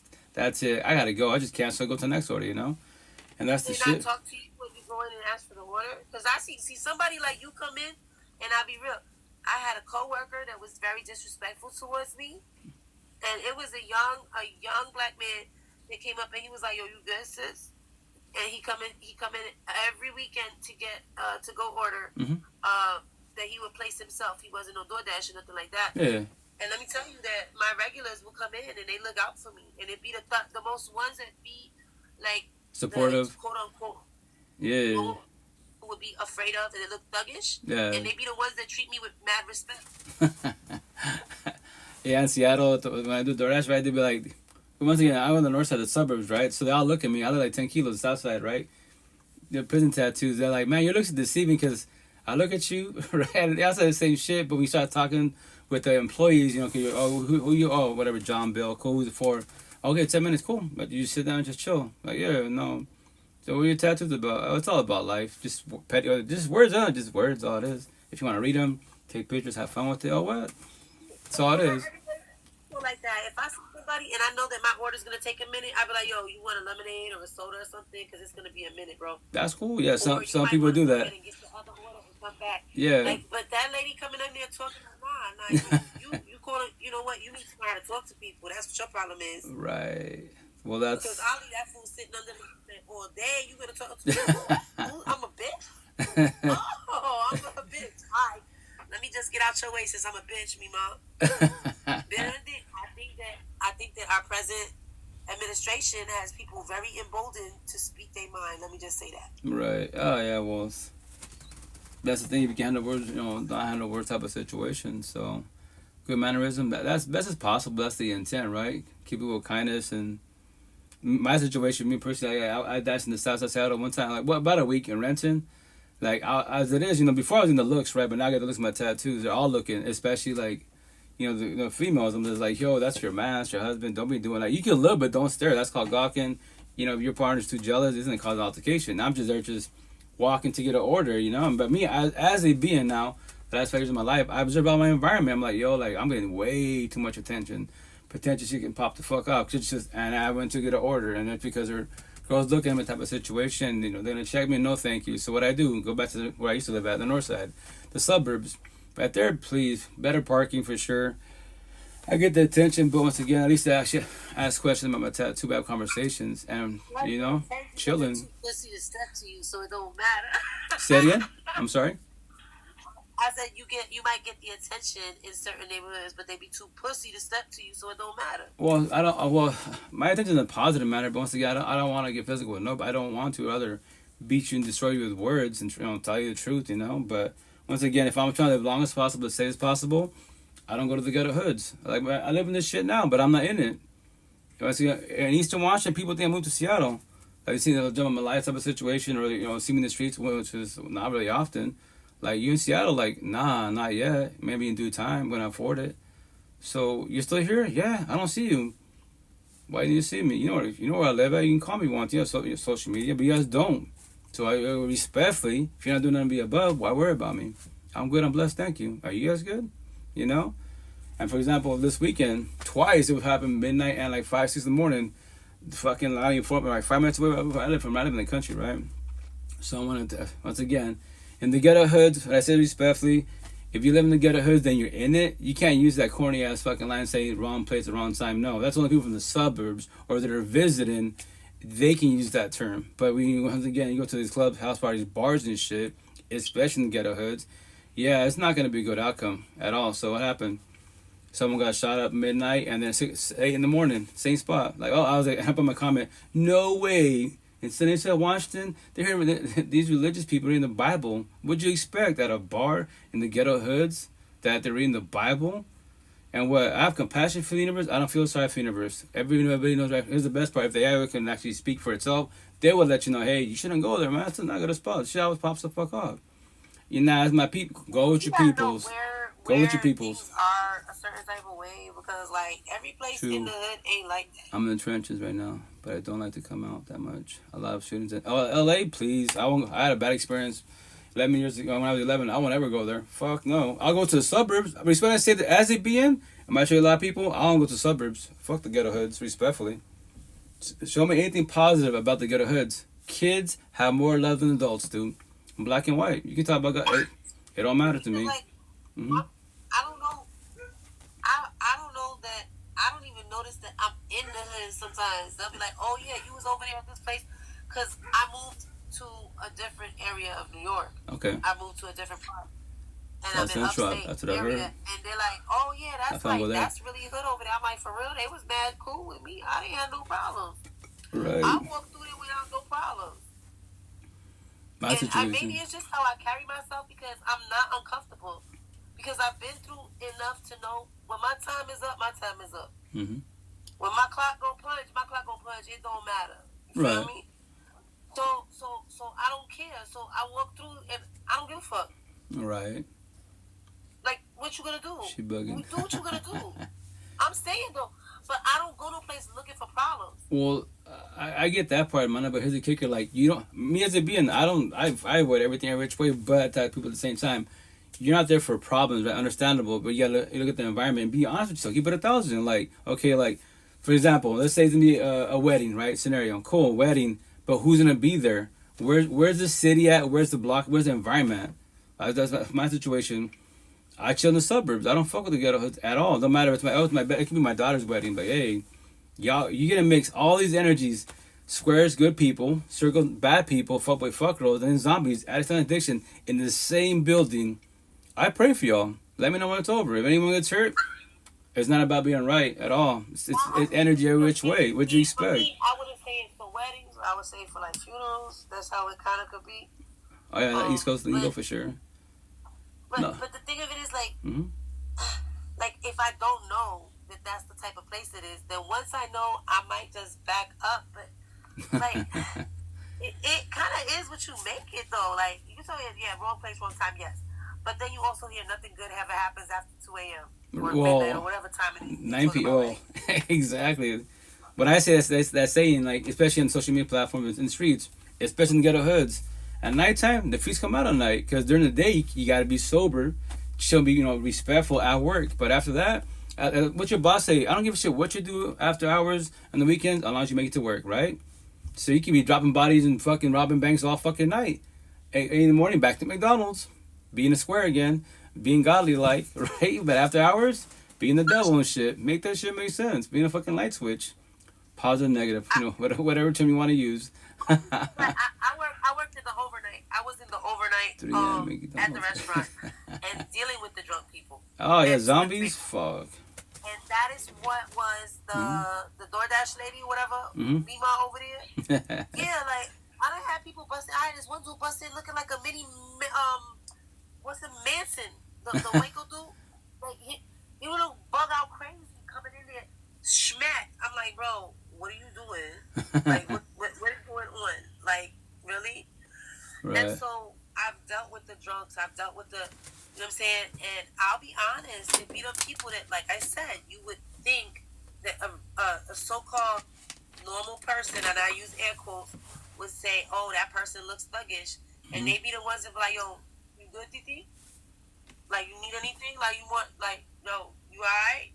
And they have sit there, my customers at the tables, drunk as shit, have sat there and checked my DoorDashers and my Uber drivers coming in being very rude to me. And they ready to stand 10 toes down for an old fat Puerto Rican lady. I'm just saying, it's been my experience that the brown and black kids that everybody else looks down at have come in and they have literally stood up for me when the DoorDashers come in, or I would say when the drivers come in for pickups and they're mad disrespectful to me. No, yeah, well, that's the thing. At nighttime, it's rough, man. Like, you hermano, how you doing? How's the weekend? How was your life? That's me. I used to work at 7-Eleven, right? We Spanish say this in the ghetto hoods. If you live in the ghetto hoods, do not work at corner stores at all. I don't recommend it because you deal with all the zombies and you become their fucking father and then probation officer. Hey, don't do that. Don't steal. You got, there's cameras everywhere and they'll still do this shit. After I did it for about, I think, I don't know, like 3-4 months. I was grateful for the job, but respectful. Me, I don't hold back. I don't hold back at all. I'll be like, check it out. Like, look what you're doing. It's cold outside. Like, yeah, it's winter time. It's cold outside. You're about to get frostbite and all that shit. That's now I comprehend when I say this. When I see you got homeless and you have zombies. They choose to be homeless. They choose to be zombies. My tattoos. So now I know why they're missing fingers and toes because they fucking get high and drunk to stay warm, quote unquote, and sleep outside. I'm just like, and then summertime it's too hot. Yeah, I'm like, and I tell my coworkers, y'all, how long y'all been working here for? What, years? I'm like, yeah, I'm not gonna be here too long, man. Fuck this place, respectfully. Great, thank you. Home now, yeah, taking care of business day. Obviously jumped on quick. Thank you, man. So yeah, sure. I do that. You gonna work today? That shit was temporary. I walked out of there quick. Yeah, as to be honest with you, like me, I'm cool with DoorDash because once again, especially we can do it pretty much everywhere in America, and then just I'm my own little boss. It's just for one, when it comes to like being a delivery driver, like you should be a little bit knowledgeable of mechanical work because your car's gonna be done a lot. If you can't afford to take the mechanics all the time, it'd be costly, But other than that mechanical part, I'm my own little boss, When I get tired, I just log off and jump in the backseat and pass out. Like, I'm about to leave this morning to Seattle, the north side, right? I'm gonna go there for 5 days straight. I sleep in my car and just chill there. I work like 12, 16, 18-hour days, and just make cool money and then come back home and chill with the kids and just do this little routine. Because once again, Eastern Washington, there is work. The downfall of the mentality is old school. So I'm the devil, my tattoos. Yeah, and they're religious, spiritual people, right? But they look at me, they want to ask me any of my tattoos at all. Like, okay, keep going to church. Awesome. No work today. Got an appointment at 1 p.m. here in 20 minutes. Awesome. Well, pray for the appointment. Regular checkup, please. I'm asking. I'm gonna dash another oil on the dash, but leave Seattle in a minute. I gotta do my oil change, prep it up, and 3-hour road trip to go back to the west side, which is my real home. I love Seattle. Like, I'm always in happy with Seattle, especially the north side, or respecting any suburbs for the most part, because it's a better environment. My situation, I'm always gonna get looked at because of my tattoos, but the positive is they're extroverted. And the Queens, you know, they asked me like, what's your tattoos about? There it is. It's an attention getter, you know. I've been here down times, at least like $2-3, if not a tipper. Don't ask, don't tell. Yeah, right, for sure. Therapy, hey, there you go. Man, hell yeah, have a good therapy session. How's school coming along so far? And that's the shit. Once again, like, you know, when it goes to dashing, say tip it, don't tip. But me, as being like, I'm into the whole little dashing industry. Wise, DoorDash is a lot better for me personally versus Uber Eats, aka Uber Delivery, because Uber Delivery sell dreams, and DoorDash, whatever you see is principle. But once again, you gotta break down mileage, have far type of situation. But it's good. It's just a lot of driving. I believe in tip karma, so I always tip my drivers whenever I order in. Yeah. Because I work in a tip industry. Done. So I believe in tip karma. It might not be for real, but I gotta tip my drivers all the time. Just because when I go to work, I want to get tipped. Right. Oh, that's the intent. As it being, I don't worry about it. But if they tip me, they don't. I'm good. I go on my day. As long as I make $2 a day, I'm cool. But you know, 50 kiddos are doing good. They just to form the universe. I tell people all the time, like, respect and say this. You know, kids are a blessing, also a lesson, right? So if you have no kids and you're stressing life, take your time, man. I tell all my kids, don't become your mother and father. And now wait till you're 30, 40 years old to have a kid or get married. Make sure you're good for yourself first and foremost, and then the potential to be. Because both of you have man-made bullshit, but as a couple, toxic as fuck. Go learn from your parents. Learn from all your toxic family. And they'll still together after the breakup. Don't become them. Don't become us. But I'm here for you. You know, that's all I'm here for you. Nope, I got respect for you. None of these people right here, your family on both sides, your mom's side and dad's side, can't teach you anything about life at all. Raw real life, these conversations, no, go to church. They go to church, they're miserable as fuck, but they've been going to church. How's that working out for them? Nothing wrong with church, the Bible guy, nothing. It's the beings, it's the couples. That's what matters, you know? School amazing. Oh, sorry. I cut out. So that's hilarious. Well, thank you, Mano. Hell yeah. How's that working out for them? Yeah, I said to everybody. I said to everybody, like, it's because how that shit working for you? right. It's just a forewarning because like the truth is no matter what, right? So what I say, I mean, as a being, I keep it 1,000 round real, right? And I just tell people like, if you want to see your future, if you're in a positive manner, aka forewarning, look at all your toxic family, and they're older than you, but let's say it's your grandparents, right? They can brag about Dubai, you know, all these stories, right? And they had a mansion, billions of dollars, right? But you know them, that's your grandparents. Like, you know, as you know, separate, you know, grandmother and grandfather separate. They show no respect, you bullshit with them. But as a couple, behind closed doors, you know they go at each other's throats. And I tell my kids, there's your future. I tell young kids, there's your future. Literally in front of your face, 20, whatever the age gap is. Your parents, whoever's talked to, grandparents, aunties, uncles, you know, older cousins and shit. 20 years from now, you're in touch with you speak at 18 years old. That's you 20 years from now. And you can brag about everything man made. But as a couple, when you go home behind closed doors, how's that working out for you, man? Don't become them. I tell my kids, don't become us. Don't. I'll hold you and guide you, you know? Like real talk, bro, like the how you call it, like the 23andMe and the DNA testing. Yo, that shit been fucking up families all over the place, bro. Like, I literally have found 2 siblings and an aunt off of that shit, off of the DNA testing. Like, yo, like back in the day, they would keep their side family, I guess, until like they unalived. Right. And then at the funeral, then all the shit came to the surface. And what they can't, they get the fuck out, right? They don't give a fuck. Right. The way that the 23andMe got people like being held accountable for shit, ooh. Yeah. Well, that's the shit. That shit was funny. A lot of people do that. They have, you know, people all over. My situation was in Alaska, right? So like, we have 2 separate families, bro. right? Oh yeah, no, I don't know in Alaska. Right? I haven't been in Alaska for quite a while, but all these guys, they claim to be I'm a man, I'm a father, I love my wife. Whatever it's religious, spiritual, whatever the universe, right? I'm cool. It sounds like a beautiful story. you got a whole other bitch on the other side of town. Right. So, kids, right? right, exactly. So here's the kicker. And majority were like from several countries, like, you know, Philippines, Thai, whatever, South America. You know, I'm just like, cool. So they're telling me back home, cool, because obviously they work in America and Alaska in the boats. When the during the season, they might visit their family in the States and then go back home. You know. So what you gonna call it? So they tell me all this, right? And I'll be chilling with them 2-3 months, 4 months on the boat type of situation. And then be like, they're down the road, well, you know, what you doing? You going straight back home after, you know, get off the boat? Like, nah, I'm going to stay in, you know, California, Seattle, whatever, right? Cool. And then I'm going to see my girlfriend. I'm like, oh, so your wife, girlfriend, whatever, she's in the States. No, my wife's back at home. I got a girlfriend right here in the States. Oh, shit. And I was like, what the fuck? But they just told me they're religious, spiritual, good people. Like, what the fuck? That is wild to me. I was like, hey, you know, but then that's my point being, my tattoos. How can you say you're a good person? Keep it simple, good, right? But then you know you got your husband, wife in this country, in America, whatever other country you're at, right? And you have a boyfriend, girlfriend in that country. But you're a good person, religious. What? Make that make sense.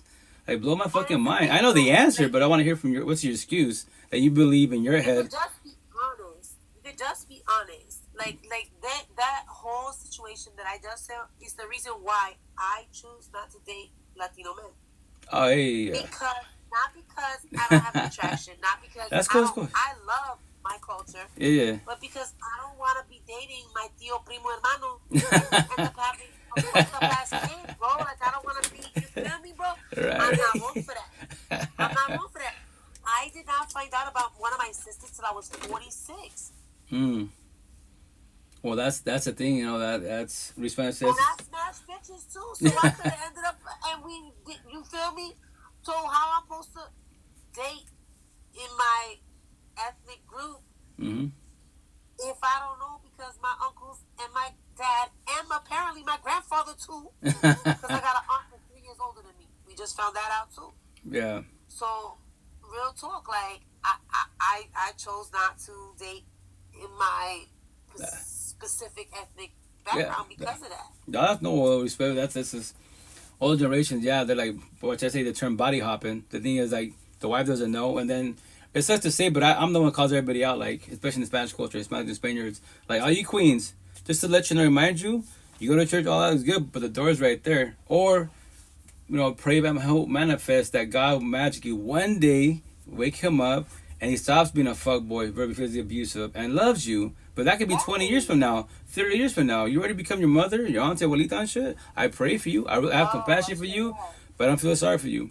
And the downfall, we Spanish said, this is the people that are too codependent religion, God's the universe. They believe, because that's their belief. I go, nothing. I'm not knocking on you. I'm forewarning you, just to let you know, I was you is not going to work in your favor. They're going to say enough Hail Marys, and he's going to stop drinking, and he's going to stop fucking his coworker, and he's going to be a good, faithful husband. He's going to help you. And you're not going to have to work. Yeah, me too, yeah. Because let's be real.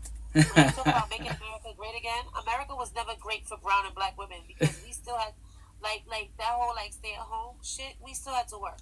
Oh, exactly, that's true. We still had to work, okay? We still had to work. We never got to stay home and just be with the kids. No. We had to take in other people's kids. We had to take in other people's laundry. We had to clean other people's houses. Brown and black women never got to just sit the fuck home and have somebody take care of them. Let's be real. You know? But they want that shit. They want that traditional wife and they want that traditional life. But they don't want to be traditional men. You know? And they honestly, and to give just a small little corner piece of credit to the granddaddies and shit, when they did create those other families, they had the means to take care of both families. Just saying. They was paying the bill for both families. Because if they didn't, then the other wife or the other would have come over and worked the shit. So we're moving in. They want traditional wives, but they don't want to be traditional husbands. Right. No, yeah, it's wild shit, but that's the thing is, like, especially more, for sure on both sides, but a lot more on the queen side. The females, like, yo, like, when the day that you find out that your boyfriend, husband's been cheating, right? It was whomever, typically, you know, co-worker type of situation, but whomever it is, right? And you find out, and there's, like, proof everything, you got everything, yeah.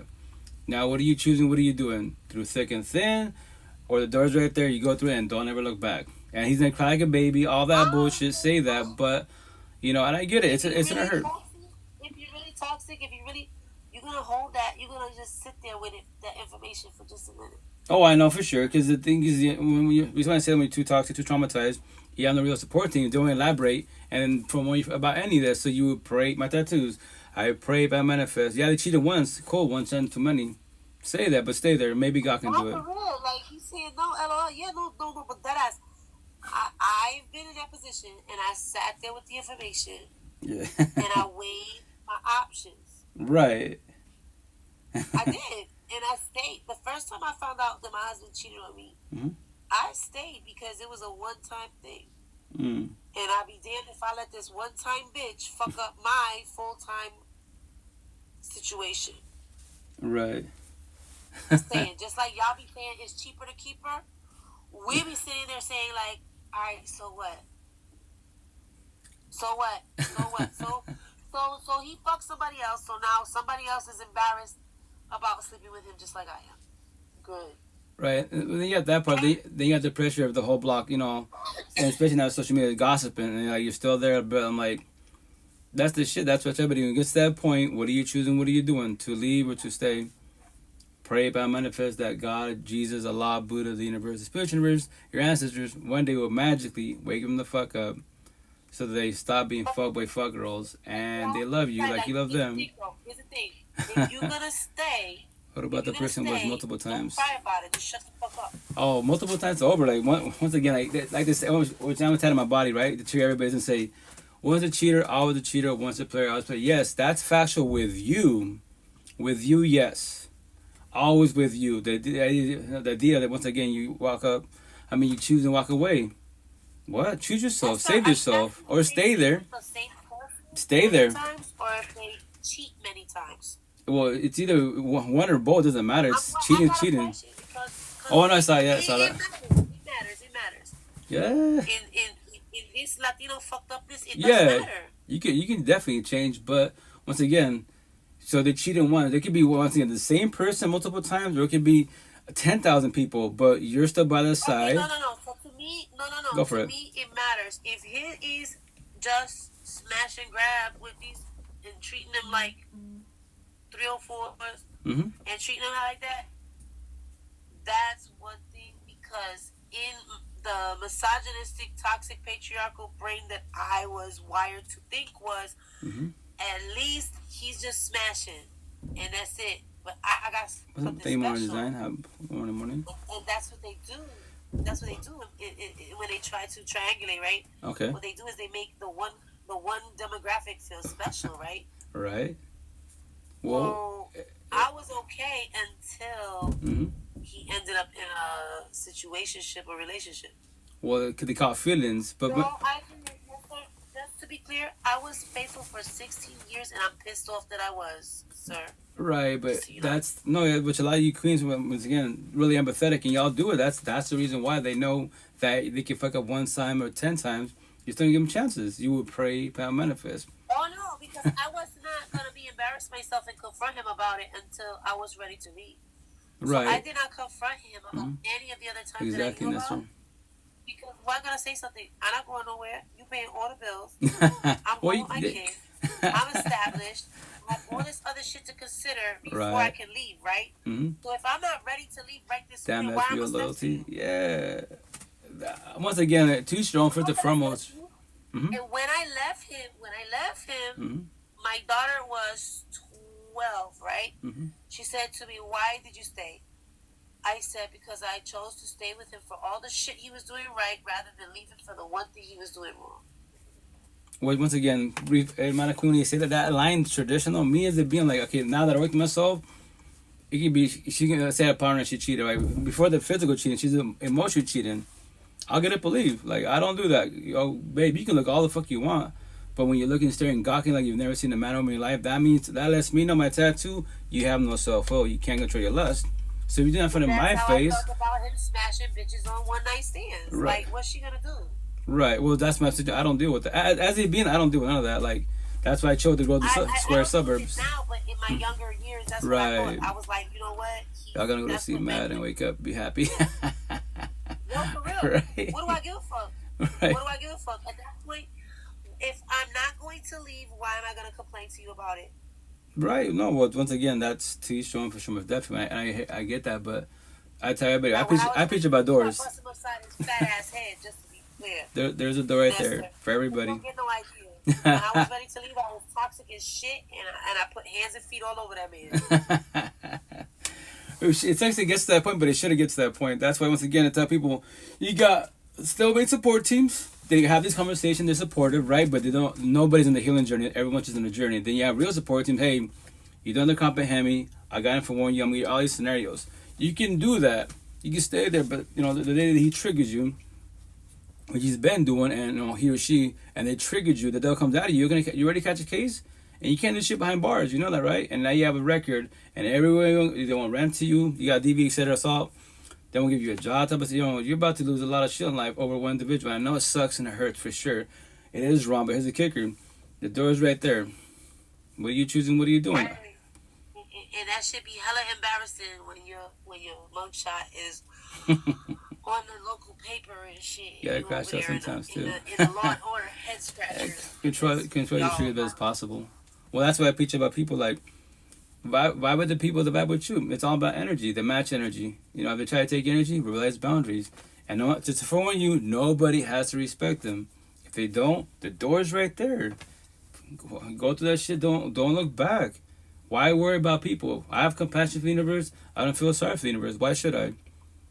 I learned the hard way, so what I do, I just go live tell stories. Now all my tattoos, the map to life. So the intent, you don't learn the hard way. If you do, I'm here to be supportive. Let me hold you and guide you. But remember this, I, God, Jesus, Buddha, nobody can finish save you at all. Physically, I can save you. Emotionally, mentally, spiritually, no, I can't. Because that is your healing journey, not mine at all. But I can tell you many stories, I can elaborate. But when I go my way, be face-to-face behind a cell phone, and you go your way, I know I'm blessed, I know you're not blessed. Because we just talked about it. And it made you feel good, and yeah, now you're smiling, bullshit, you're cracking jokes, awesome. But after this conversation, now it's you and your feelings and your traumas and bullshit. And then you want love. How can anyone... A lot of people don't know what love is. If they don't comprehend it. If they knew what it was, how the fuck you bitching about your... I don't give a shit about 10,000 partners. How do you bitch about 10,000 people? Make that shit make sense. And it's when you stay too long, the door's right there. Anybody can leave whenever they want to. That is their free will and choice. You know that, right? That's the shit. Or do you live in fear, scared of that? That if you live in fear for the rest of your life, be single, be celibate, and that's it. Go to church, God a lot, do all that, say that, but you're scared of love, quote unquote. Okay, make that make sense. You're scared of toxic love. I will say that for the people who sit there and they stay because of the kids. Oh, fuck all that. And no matter how subtle the abuse was, whether it was emotional, financial, physical, whatever, people laugh. Those kids are way more perceptive than we give them credit for. Oh yeah, no, well. Because I definitely, if I had known that my children were as aware as they were, I would have left probably 3 years before I did. It's alright. Now you just teach your kiddos. Pay it forward, which I was taught almost 5 years ago. Yeah, like pay it forward to the universe. Tell the story. Yeah. Because your kids are actually happier when you're happy. Mm-hmm. Your kids are actually healthier when you're healthy. And if you're not in a happy, healthy relationship, you really are not being the best parent. But I clearly didn't know that then. No one taught us this shit. That's why. Hindsight is 20/20. You know what I'm saying? But yeah. But I thought that I was doing the right thing because I was giving them a 2-parent house and and I was being, a good mother by making sure that, because he was a good father. But then again, people always throw it at me like, was he, if he was doing what he did to you? Well, that's terminology. So, okay. Anybody become a mother, father, you two to make one, right? But are you a parent? Are you doing parenting? What term are you using? Anybody can be a mother, father. That's just a term and a title. Now you're doing parenting. My situation, at 39, I finally became a father, a man, an adult. I'll teach about feelings, raw real life, raw feelings, all my tattoos. Respect God, go to church. God, nothing wrong with church. It's a building, it's a book. Enjoy that, read it. But if you comprehended it, how the hell you two as a couple going to church, God Allah Buddha, as toxic as fuck? And you have kids. And I'll throw in your face, your kids are stronger than you two. What? Because your kids are not in these toxic relationships. You know that? At least not yet. You can physically whoop their asses, Like we got our asses kicked, right? And we will hate you. We might hate, just like hate you for a millisecond, but we don't sit in those feelings. We fucking with snot and everything, still playing and shit with our siblings or our neighbors. Like nothing happened. You guys at each other's throats. So every kid in the universe is stronger than any toxic adult. Any. Look at your kid. You go into a toxic relationship, bitching about your partner, and your kid's chilling, gaming it up and bullshit and whatever the fuck they're doing. But you as an adult, in your fucking feelings, make that shit make sense. You're not strong. You're weak. Do you want your kids to see that that's how they should accept and tolerate? Exactly. That's your good job. The treatment that they should tolerate. That's what they should do, is just suck it up and tough it out. One of my children is from me. Let's say I left my ex in the middle of the night with 3 years. 3-year-old and 3 months in prego. Man, you're strong. You've been doing good. You're still doing good. My intuition, never back, and my boy's 24. Exactly. That's the intent. Easier said and done, but what I preach about, everyone's raising correctly. We're all stuck on the generation cycle initially. Look at all you. We can only do the best that we can. Like that's right. The thing, that when we people was taught. And they don't give themselves the same grace and forgiveness that you give yourself the same grace and forgiveness that you gave the piece of shit that violated you. Right. And I guarantee your life will be different. Because we don't forgive ourselves the same way we forgive them. Well, that's why you do closure for yourself. Like, it's not for nobody else. Like, it can be exit response to people that did you wrong, but like, they don't ever have to tell you sorry. No matter, and it sucks that people got essayed and a lot of bad shit, right? But remember this, they don't have to give it to you. And if they do give it to you, be satisfied. But you do for yourself. That's what I say. Another person you need, chase, compete, submit, and you validate your I did a whole live about this last week, I think it was. And it was saying that you don't have to forgive. People confuse forgiveness with letting go. When people say, oh, you got to forgive them so you can heal. No. You don't have to forgive them to heal. You have to let go to heal. Because I know a lot of people who have forgiven their parents and they still are fucked up every time their parent comes around. See, that's so they haven't let go of the pain. What you need to do is, forgiveness is for the person who violated you, not for you. And that is a very common misconception that a lot of like religious people put on people. Oh, you gotta forgive them for your own self, for your own healing. No, you don't. You have to heal them. You don't have to forgive exactly, them. Mandy. You let have to let go of what they did to you. You have to not let Closure. it consume you, and you have to not think about it when you wake up in the morning before you go to bed at night. Yes, triggers. That is letting go. Right. Let forgiveness. Let whatever God that they pray to, let them forgive them. and to sit there and say, oh, you can't hate somebody. Yes, I can. I can hate somebody and be healed because I don't let it consume me. When you allow things to consume you and you don't let it go, that's when you don't heal. But there's nothing wrong with if I see you in Walmart and I'm like, ew, I fucking hate that bitch. That's okay. And then I move on with my day. Well, yeah, you control. What I say, you control your triggers. That's what it is. Like me, my neck tattoo. Have you let go of your exes, your past pain, toxic love, trauma, child trauma? If you haven't, you said let go. Right. Let go. But you'll know. A lot of people lie to themselves and be like, I let them go. I say all the time. Okay, say that. It's when you come to exes and shit, right? Your parents, right? Child trauma. Okay, say that. But if we talk about, and I respect your boundaries. How's your mother, father? Don't ever ask me about my parents. Oh, I know that's a trigger. My job is to trigger all the universe. And what do you mean? I'm gonna have you push me away. I'm gonna call you out. You see that? I'm one person that says, how's your mother, father? I know you hate them, right? You say you let them go, quote unquote, right? So that means that every time you see me, I'm always gonna ask you. I'm always gonna trigger you and fuck up your day. Now you let it go. You marinate every day when you see me, or you avoid me, or you just come. You know what? I don't want to talk to you no more. Cool. Because what? Because your mother, father, that simple question? Cool, there it is. So the whole universe, because I'm part of the universe, we tested you and you failed. So when someone else in the streets, common courtesy says, hey, how's your mother, father doing? That's the shit. Boundaries. Oh yeah, for sure, boundaries. Remember this. But no one has to respect your boundaries to warn you. That's not forgiving, because forgiving you, okay, so to me, forgiveness means that I am letting you go back to square one. Right? If I forgive you, I'm wiping the slate clean for you, right? So what does that do? That kind of like, in a sense, hate, that little bit of hate that you hold on to for somebody is what's going to save you from the next somebody fucking you over and becoming a victim. Because if you listen to predators, they tell you that they tend to prey on, why do certain people are repeatedly preyed on? because they're too empathetic. They become prey because they don't sit there and hold on to that Small talk. what triggers their radar. It puts them in, it sets off the next predator on my radar so that they don't hurt me again. Those who didn't cut you 1,000. Oh yeah, keep it cordial for sure. Well, that's the thing. Like, if they're too narcissistic, but here's the kicker: it's energy. Keep it simple, black and white. It's energy. It's all about energy. If it's in scenario, I go to the ghetto hoods. All these boys, they know I see through them. They fuck my tattoos. They're circles. My tattoos. They're bad boy fuck boys. Elusive disciples. Every single one of them. That's what they keep it short with me. And it's a fucking the eyes tell you everything. The eyes tell you through, the eyes to the soul type of situation.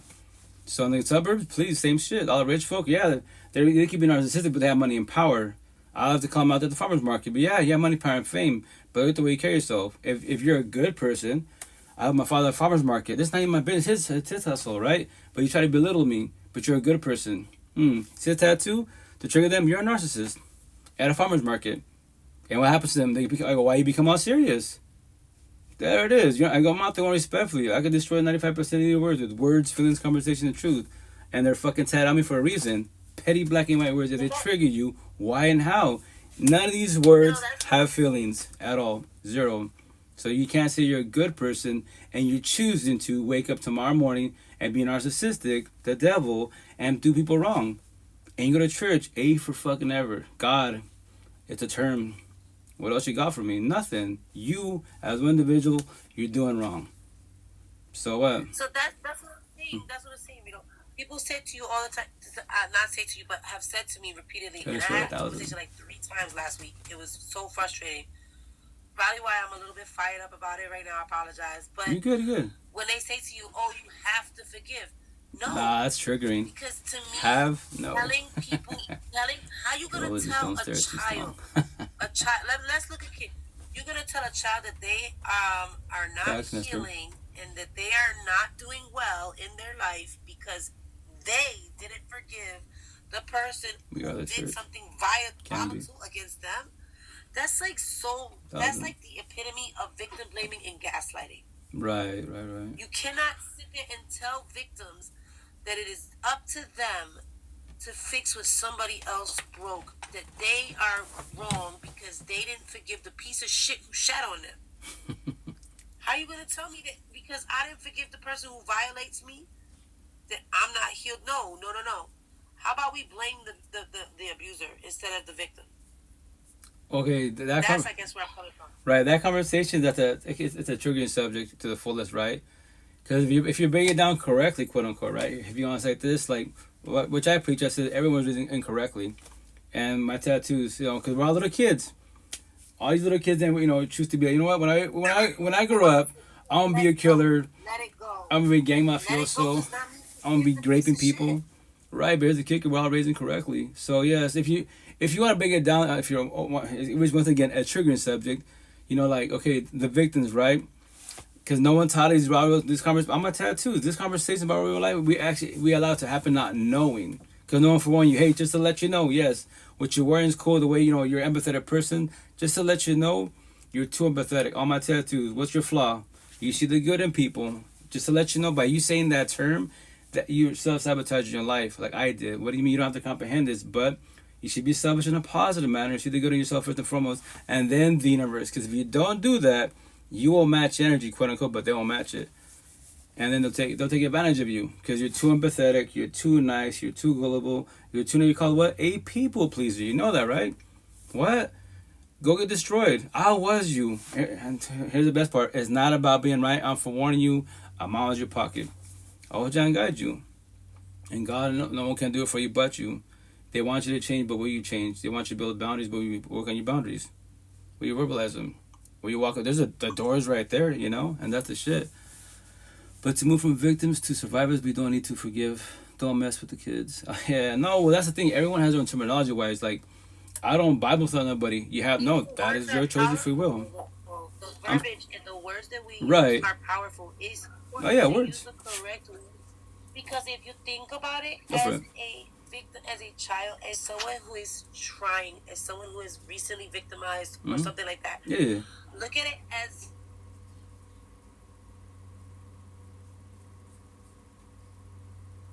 in this world, okay?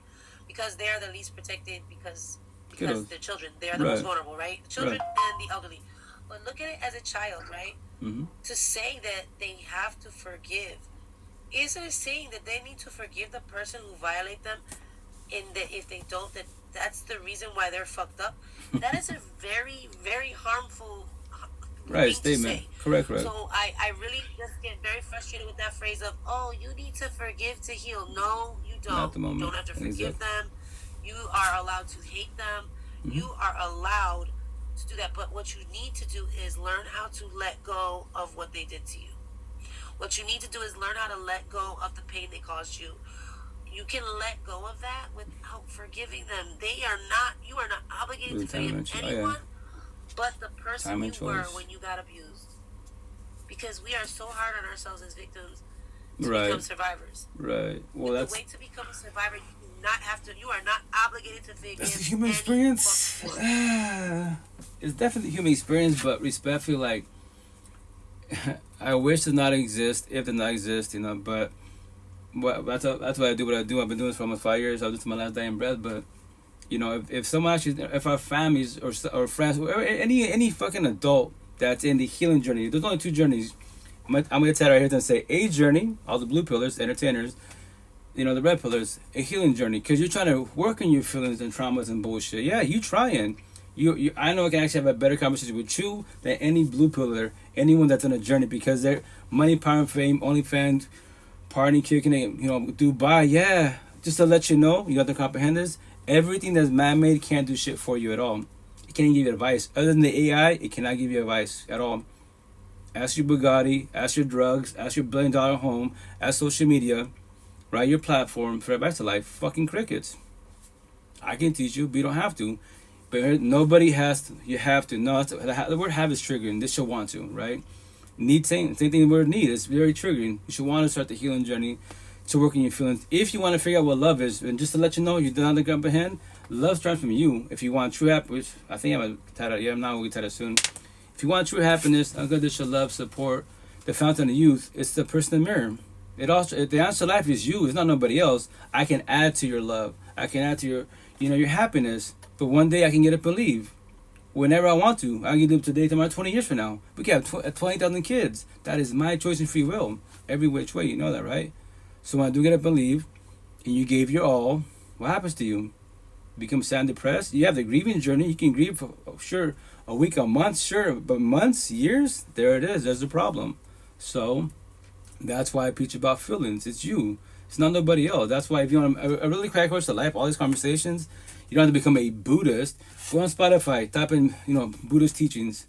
Tati Tim, he's a beast. I love the way he speaks. Like 1,000% of the stuff he says, I comprehend it. Thank you, I think we had to say nothing, but thank you. Because it's mind and body. Buddha was a beast, what he was saying 2,500 years ago. But I do mind and body and relationships. What?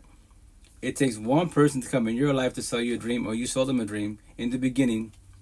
A zillion people in the whole universe, and you're stressing about one. Make that make sense. I know they hurt your feelings, but that's one. Look at it. You go to work, you see everybody happy, you're the one standing depressed. And then when you see your energy, you're going through shit.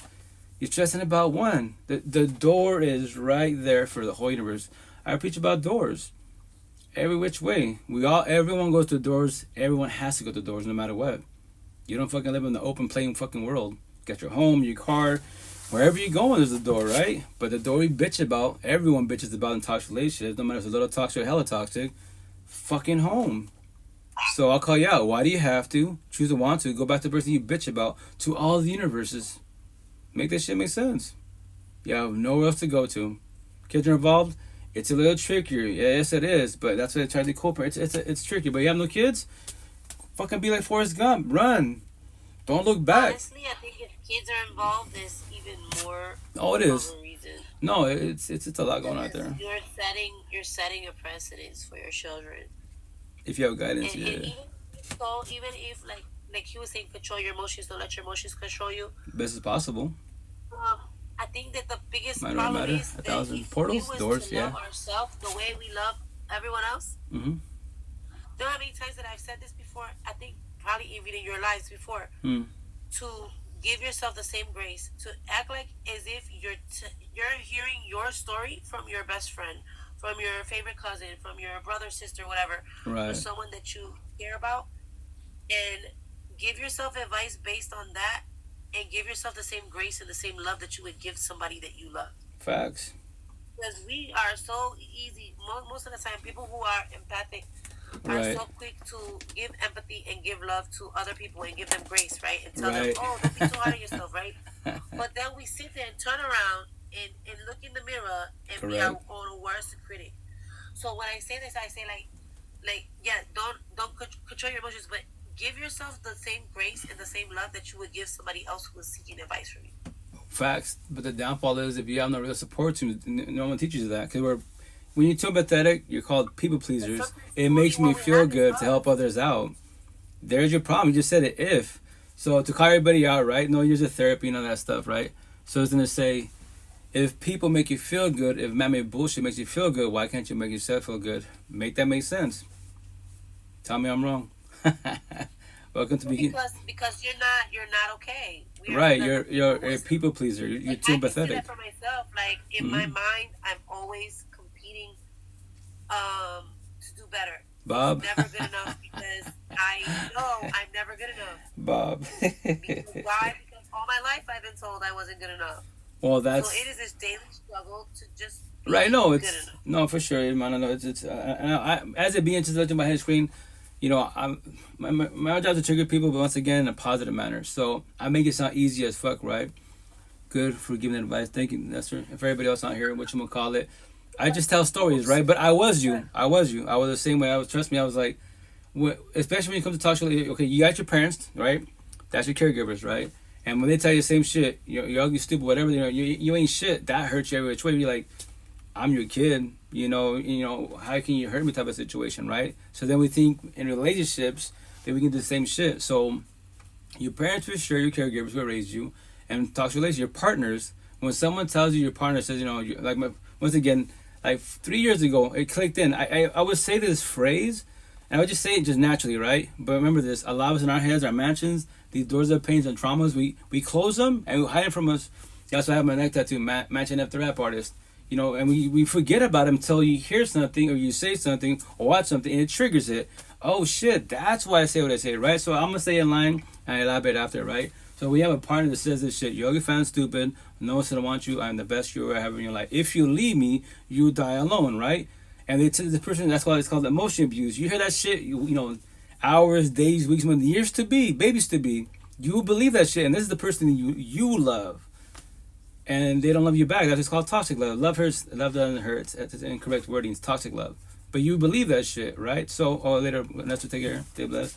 What you gonna call it? Oh, sorry. What you gonna call it? But that's the shit. That's when I was saying that line.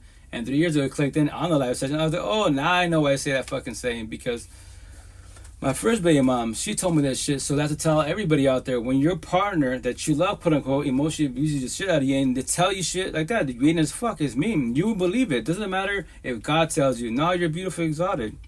I created you the way you are. You won't believe it because why? The person you love traumatized the fuck out of you. And it doesn't matter who tells you, because you don't see what they see in the mirror at all. At all. To hear it from won't say it. Yeah, so it starts with you. That's what I say in my tattoos. If you want true happiness, unconditional love, support, the real support team, the fountain of youth, it's a person in the mirror. It all starts from you. It's not for nobody else. We add to each other's love, whatever category you want to put yourself in. But eventually people come, get up and leave type of situation. So when people leave you, are you ready to become alone?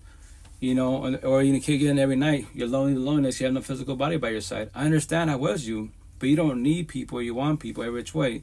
If they want you. If they don't, what are you choosing? What are you doing? To beg, chase an adult?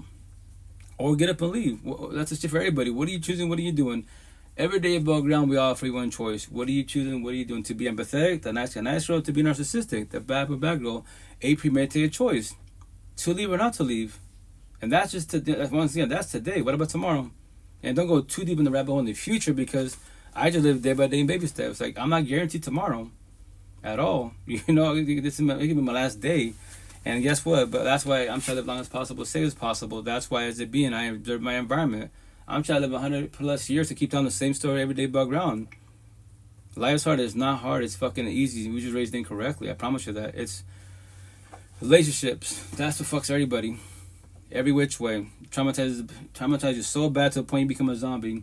And that's an addiction. Man-made bullshit. I'm gonna tell you too. The bottle doesn't need you. Whatever your addiction is. The worst one is big pharma bullshit. You need the bottle. Why? And it sucks. I know it hurts that someone destroyed you. It sucks every which way. But I promise you 1,000. You have a real support team. You have these conversations. You can evolve a lot more. But nobody can't do it for you. That's what I tell everybody. I'm not a Bible thumper. You have nobody has to do nothing. I pray for the universe. I go my day, I go my life, and that's it. I'll talk to anybody. I tell my mom, everybody, I'm always in your pocket, 24/7, 365. It's the cool thing about technology-wise. Social media, in the streets, when we see each other, let's talk and vibe. You don't have to. You can see me, I could potentially trigger something, traumatize you because of what I said, and you can avoid me. That is your choice if you will. I don't need people. Once again, I want people. Sometimes though the answer is easy. It's a simple answer, simple but not easy. Right. Just because something is simple, like pushing a boulder up a mountain, might be a simple task. You push, it goes, but doesn't mean it's easy. It doesn't mean it's not hard work. Right. Just because something is basic and simple does not mean that it is easy. For the individual. Because the solution is simple, right, does not make the solution easy. Right, for the individual. That's why I preach about individuals. Like, I make it sound easy. Like me, I'll get up and leave every which way. You won't, because I was you. You pray, on my tattoos, do you pray by manifest? That they change your ways? Yeah, I was you. Remember this.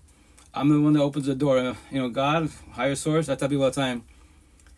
What I believe my saying, we're all communication and we're all messengers. So God told me to come to you to open the door. Now, what are you choosing? What are you doing? I'm his translator. I'm the messenger. I'm not put a gun to your head. You can stay, leave. That's your. But just to let you know, I open the door. We have this conversation. The door is wide open. You can leave whenever you want to. You can heal, do what you want to do. But once again, I was you. To put it in a positive manner, I was you. I'll stay there for too long. But guess what? I won't ever do it again. Going out the window. There you go. So whatchamacallit, I don't do that shit. Once again, man, it's not heartless. Like, no, I have compassion for the universe, but I don't deal with toxicity. I won't ever deal with toxicity. Why? A zillion queens in the universe. That means they're all broken. None of them are healing. That very much, And that's why the best part of these words and conversations, every which way, that's how you know if a person's in the healing journey or just in a journey. If you're on a journey, they won't talk about. They don't know how to yet. They're not ready for that yet, But the men and women queen the healing journey, we're trying to figure this out because we want love, but it starts with you first and foremost, but the potential to be, they'll add to it. But once again, it can potentially end. Are you ready for that? That's to form the universe. Are you ready for that? Are you ready for rejection? If you can handle rejection, if not, then go back to the victim mentality. Why isn't the lefty once again? Yeah, I know it sucks, it hurts, right? But what are you choosing? What are you doing? Just, push forward in life, or sit there and stay in the grieving journey, which is nothing wrong with shedding tears. Grieving journey for but for how long? My situation, I give you a week, a month, sure, months, years. No, you have a lot of healing to do, because that means you probably fall back and not be with nobody. That is your choice, if you will. But then you feel loneliness. You sit in the crib by yourself. Your four walls by yourself. A lot of people can't even be by themselves at all. I have it on better mode right now. Oh. And that's the shit for everybody. I tell people, like, I can't. I'm same here. Like, I'm blessed. Like, I'm alone. My face tattoo. Like, the last potential to be, she's like, once again, because it's triggers, right? She thought, I hope those triggers, the word alone on your face reminds you, that it reminds you of you as. I'm like, it's just the word alone. She thought, I was ready to use your face. I put it for a reason, because respectfully, doing this for almost 5 years, I got tired hearing the word I'm alone. Like, nothing's wrong with being alone at all. It's aloneness when you're alone, no physical body by your side. Because everybody else is either a health relationship or a toxic relationship, or roommates. You have a physical nobody because you're all alone. I know it's scary every way initially, but I promise you 1,000, you don't need people, you want people. And people will come and go. No one's guaranteed forever at all, just to forewarn you, man. What? You've been lovey-dovey 20 years deep. The day they wake up, you know what? I don't want to do this no more. You ready for that? You can do what I did. Be mad at God, cuss him out, do whatever. But hey, like, the door's right there. You can leave whenever you want to. There's got to people wise that are in the healing journey like you are. But maybe it's not yet. Patience is a virtue, all that great jazz, whatever you believe in. But once again, as a being, I just preach about, relationships every which way. I like being alone with that one girl. Haven't found her yet, though. Oh, that's the shit. Once again, potential partners, that's where everything changes. Everything will change every which way. Your mentality will, if you're not on the healing journey, because then you'll be like, okay, well, it was going good in the beginning, like Bible talk, right? Now it becomes a little toxic. Now we see the true colors of each individual. So are you staying and leaving? What are you choosing? What are you doing? Type of situation. And that's for everybody, because respectfully, that's what everyone bitches about. Partners. After they're single for so long, and like, men ain't shit, women ain't. Say all that. Say the word all. Vegas. Vegas 1,000 inside my and that's the shit for everybody. Just like, nah. That's why what I preach about, real support teams. Start your healing journey if you want to feel your feelings. Nobody has to feel their feelings. That's my situation. You can call me boring, and like, especially the boys that's all you talk about, because that's all I care about, because that's what everyone's in the bitch about. In the beginning was so good, and something happened. Now it's ending. Now one or both of you are being fucking. I got Jada, I'm an antagonist. I'm cheating. You're cheating. And we go to church. Love God, the universe. What the fuck? Really? Like, will God be cheating? Make that shit make sense. Like, y'all doing your bullshit. So that's what I say all the time. Like, don't put yourself in those categories when you know you're doing wrong. So I'll call you out, and when you be like, who you to judge me? Everyone has right to judge. Judging. You want to judge because that's called communication. Study people to observe them, and then do comprehension. Let them speak. Let's see how they carry themselves as individuals. My situation, I get judged. I want you to. I did it purposely. Judge me because of my tattoos. Now, what do I talk about? Talk about gangs, mafiosos, partying, kicking, bitches, and bullshit. Far from the situation. I'm not de la calle. I don't give a shit about those corny ass conversations, because that's nothing. There are people on a journey, and they talk about God. Wow, but they're doing wrong. In healing, I was in a healing journey. I'm healed now. I know that term can trigger people, but I don't stress about it. All my tattoos, my scars, all these conversations, I don't worry about none of that. Why?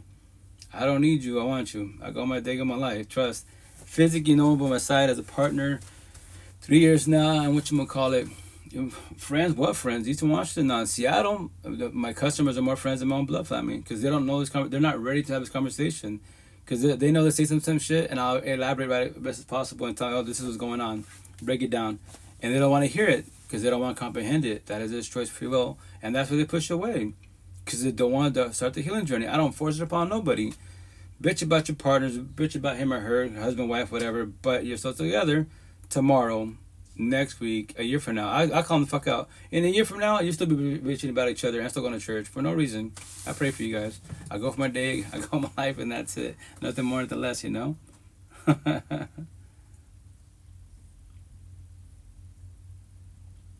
I'm finding any family. There you go. I always like to do family activities. That's the intent, as possible, especially with kiddos. But don't like to do the planning. Oh, facts. 1,000 inside mana. I need some ink. Mine too small. You got the beautiful ink. I gotta start doing my ink therapy again. I'll probably start next month, potentially. I don't judge people on the past or problems they bring to light. So is everyone playing a game right now? What game? I'm playing Resistance 2, but I'm not playing like a COD or nothing. Everyone's playing COD for some reason. Oh, game. Call of Duty. Yeah. Yeah. Hello. I don't know. I do Apex therapy, so I play Apex. But here and there. But that's when I play. I don't play too often. But once again, like, nothing wrong with judging people. Just observe people. And once again, No, that's fine, I guess. to comprehend them every which way. That's what I do. I look at people. Once again, my tattoos, I see squares, circles, and zombies. That's all I see. Now, which category are you? Are you square, empathetic person, nice person? Or you're circle, narcissistic, bad boy, bad girl, fuck boy, fuck girl? Or you're a zombie, an addict stuck in addiction? Which one are you? That's the only categories I see as being. I don't see color. I just see Everyone's energy. addicted to something. Oh no, Fair. no, for sure, no. There's all types. There's all types of addictions. Okay, well, Everyone's addicted to something. for sure, no. There's all types of addictions, right? But respect when I say this, the worst addiction is man-made bullshit. Drugs, alcohol, pills. Like, for example, I call them Skittles. Everyone that has ADHD, say those terms, take your pills, and be codependent of those man-made pills. The day that the doctor starts making I that don't one, take my pills. I prefer to leave my disorders untreated things. well, yeah, well, that's But I which is just- good. I have Yeah, what you guys multiple are talking about. disorders and dysfunction. Right. And that, like, I've been told that I have ADHD, PTSD, and OCD, and I don't take nothing. Which is good because you want. Why do you have I'm out PTSD? here, I'm out here You know what rolling that life, means, right? What happened to you? What do you mean? Post-traumatic disorder? Stress disorder? PTSD? Yeah. It's right Yep. here. Everyone got that. We're all Did you step on traumatized. a bomb? Did you blow up your leg? Did you blow up your arm? Toxic Or did relationship. somebody try to shoot you? What's going on here? Child trauma. That's where it starts, from home. It's crazy shit. Child trauma. It's not Okay. a joke. Everybody has that. I didn't say it was. I give up my opiate addiction. Yeah, that's good. But it is That's a good. Happy for you. diagnosis. That's good for you. Once again, that's You're what not diagnosed. diagnosed. No one has to. Everyone has to. Everyone's got PTSD. We're all traumatized. No, everything that I mentioned, I have been legitimately diagnosed Really? with. Everything that I said. Everyone has that. It's on my care chart somewhere. Oh, I know. That's the Well, thing. I'm not gonna read your bio. What? That's Tell okay. me. Did someone You're hurt you? asking me what caused my PTSD? Did you get raped or something? What? That makes no What sense caused at my all. PTSD? Well, You don't think you're raped to your that's we PTSD. use other, For a on woman, other platforms, so you have to use Or a man, yeah, I other don't know. friendly words. It's okay. That's a dumb way to Exactly. say that. I mean, What's in a life. dumb way to say it? No, it is like you don't know. I get ADHD. PTSD. Okay, I can't understand this and that because I choose Okay, not to. Whatever. so would you not consider physical abuse over the course of Oh, many yeah. years a reason for PTSD? So when you have ADHD, which is not even considered a known thing when you were growing up, and the treatment that they gave you was not Adderall or Concerta or any kind of a pill, it was an ass whooping for something that you had no control over. Yeah. All right. And, that and is- you got more yeah, beatings than you got fed. Right. So apparently that leads to some other shit, which leads to OCD, which is because I couldn't control what I couldn't control. Okay, I now am here- very here's- controlling here's over what the I can kicker. control. I only got my ass kicked Mm-hmm. because I deserved it. You deserved it. Oh no, Why? I would get beat for anything. I was born in 1976, and it was normal You for got your us ass to get kicked beat. for no reason? Look at me. I was Yeah. not allowed to speak for 6 years. Fact. Yeah. So that's Yeah. culture based. Wow. Yeah. There's some parents out there with my tattoos. Parents that get physical with the kids, right? All this bullshit was like slavery. Your Children- parents that whip your children ass are the are slave most masters. And you're a oppressed kid, you're a slave. demographic in this nation, in the world. Yeah, man. So once again, I hear you. Boys and girls, by the way. For those of y'all who want to call me a misogynist or misandrist, whatever, misandrist, that's the opposite, right? Ese es I don't el know. contrario. I don't know. I don't use this word. ¿Hablas Misandrist. Right? español también? Sí. Lo hablo, Ah, qué lo hablo Obey primero. your parents and respect your elders.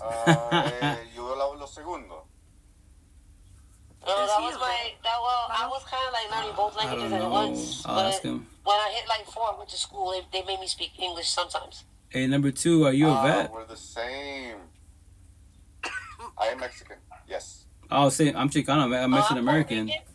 So as it being, I got the Spanish culture. Me and her were kind of the same, Uh-huh. but Puerto Rico is a little different world. But the South Bronx in 1970, 78 through 1980, whatever, 80 I was something. born in '94, so I don't know. Oh yeah. I Sí, know. loco. Right. But once again, I know that's the things, I get the it, things though. that my mother did I to get me. My kids were born in the 90s, okay, and the 2000s. I could be your kid. Wait, hold on. That Like was- yeah, that you was- could be. I have children older than you. But neither here nor there, the things that was done to us in the South Bronx I'm 31, by the way. So 80 calm down. would be prison sentences in 1990 something, right. and would definitely be I hard like to that you find kept right your now. like 80s hair or 90s, Well, 80s, I 70s. just I don't no, know. my hair just be doing what it wants to do. I haven't. I love I've it. been in the house all day. Not a And lot of women honestly, do that. I love that I'm old enough to not give a shit. Yeah. Good for you. Fuck the world. It's a nice day out today. You can say that, most And definitely. you know what? It is Easter Monday. I'm not gonna say it too loud because it could has to fucking be snow. beautiful. For all I know, where I'm at. I'm smoking. I don't give a fuck. I shit you not. It Oh, snowed have a on great Mother's Day. birthday. It snowed on Mother's Day one year. It was a whole storm, a whole storm front from lake effect snow, and it snowed in the Finger Lakes region on Mother's Day one year. I never seen nothing like it before. 1 or 2 inches of snow in the city, it shut the whole fucking city down. Because they got nowhere to put the snow. Because they told us we couldn't dump it off the bridges anymore. Right. Very close. So, because apparently that's really bad to dump it into the Hudson. You know, all the shit that collects with the snow. Yeah, because when I was younger, they used to throw the snow off the bridges into the river. Yeah, why But not? now they can't do that shit no more. So now if it snows 2 inches in the city, where are they going to put the snow? Nowhere. It's just snow. It's just water. Yeah, but the shit on the streets is not. Oh. Is pollution. Yeah, exactly. All the pollution from the streets, then they scoop it up with the snow, and then it goes into the river. So apparently that's really bad. What the fuck are you gonna So do? they stopped about doing it? that. You So can't do now, nothing. so then they just started shutting down the city. Can you do something about it? No. Then just shut the fuck about it. Unless you're gonna do something about it. The infrastructure in New York is really old. I don't know. I've never been. I'm so sorry. I apologize. For what? And for not having been there? You ain't missing nothing. Especially in the summertime, the smells are just horrific. Can't be. I mean, I don't know. I've never been, so I can't judge. Well, where you from? I'm from Texas. Oh. Yeah, everything's clean over here. Well, a little dirty, but we don't have nowhere to push the snow except for the side of the road. And it just melts. It turns into water and whatever. Not bad. I didn't know about your situation. That's kind of new to me. I don't hide my situation because I used to be embarrassed of it, but why should I be embarrassed of the shitty things that other people did to me? They should be embarrassed, not me. Hey, number 2. Nestor on TikTok asks, is everything bigger in Texas or is it a myth?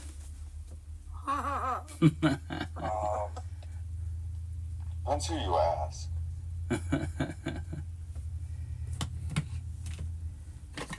Oh shit! You mean like That saying, size, or what are you talking about? that saying, the Texas saying, everything's bigger in Texas, quote unquote. Or is it just a myth? Well, in my situation, I'm not gonna say that. In my experience, whenever that is being said, it's always a myth. Right. Barbecue? Barbecue? It is always Yeah. a myth. Yeah. That is true. They know how to cook. They know how to cook. Barbecue. Every time I'm bored of it. Well, it's 'cause you're used. Well, respect, because if you're used to it, that's why it's boring to you, because you already know it. You know, everyone brags about it. You be like, yeah, I grew up with this. You don't respect. I say that. I mean, you already know Mexican American Chicano. So like Mexican food, I'm like, it's good. Honestly, It's my good. Favorite food is it. Mhm. My favorite is Italian food. I love Italian.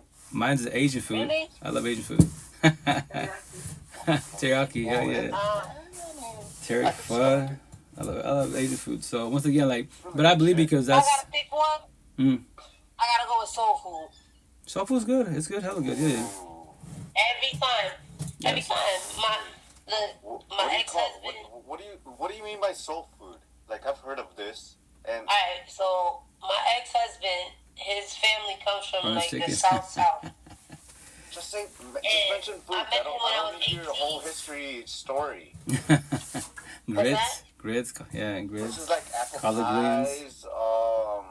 No. Nah, I'm talking like collard greens, mac and cheese, Yeah. cornbread, Ribs. Oh, mac and cheese. Oh, I love mac and cheese. Eggs and cheese, yeah.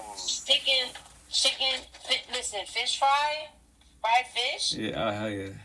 That beer Yeah, of batter course, fried fish, yeah, they got yeah. shit on some cornmeal fried fish. Well, over here we do carne asada, like Small sausage, mashed potatoes. pork, beef, corn on the cob. We do mac and cheese. So, I mean, if you have like a lucky aunt that does that shit. And you gotta have this a lot of under your potato arm. salad. A lot of potato salad. You gotta have that fat under your arm to cook the mac and cheese right, okay? Salud, how you doing? I know. We do that. We do that with the. That's a good way. That's a good way to look at it. Dude, okay. I guess take this to Dude, the now you're getting rid of this You shit. gotta have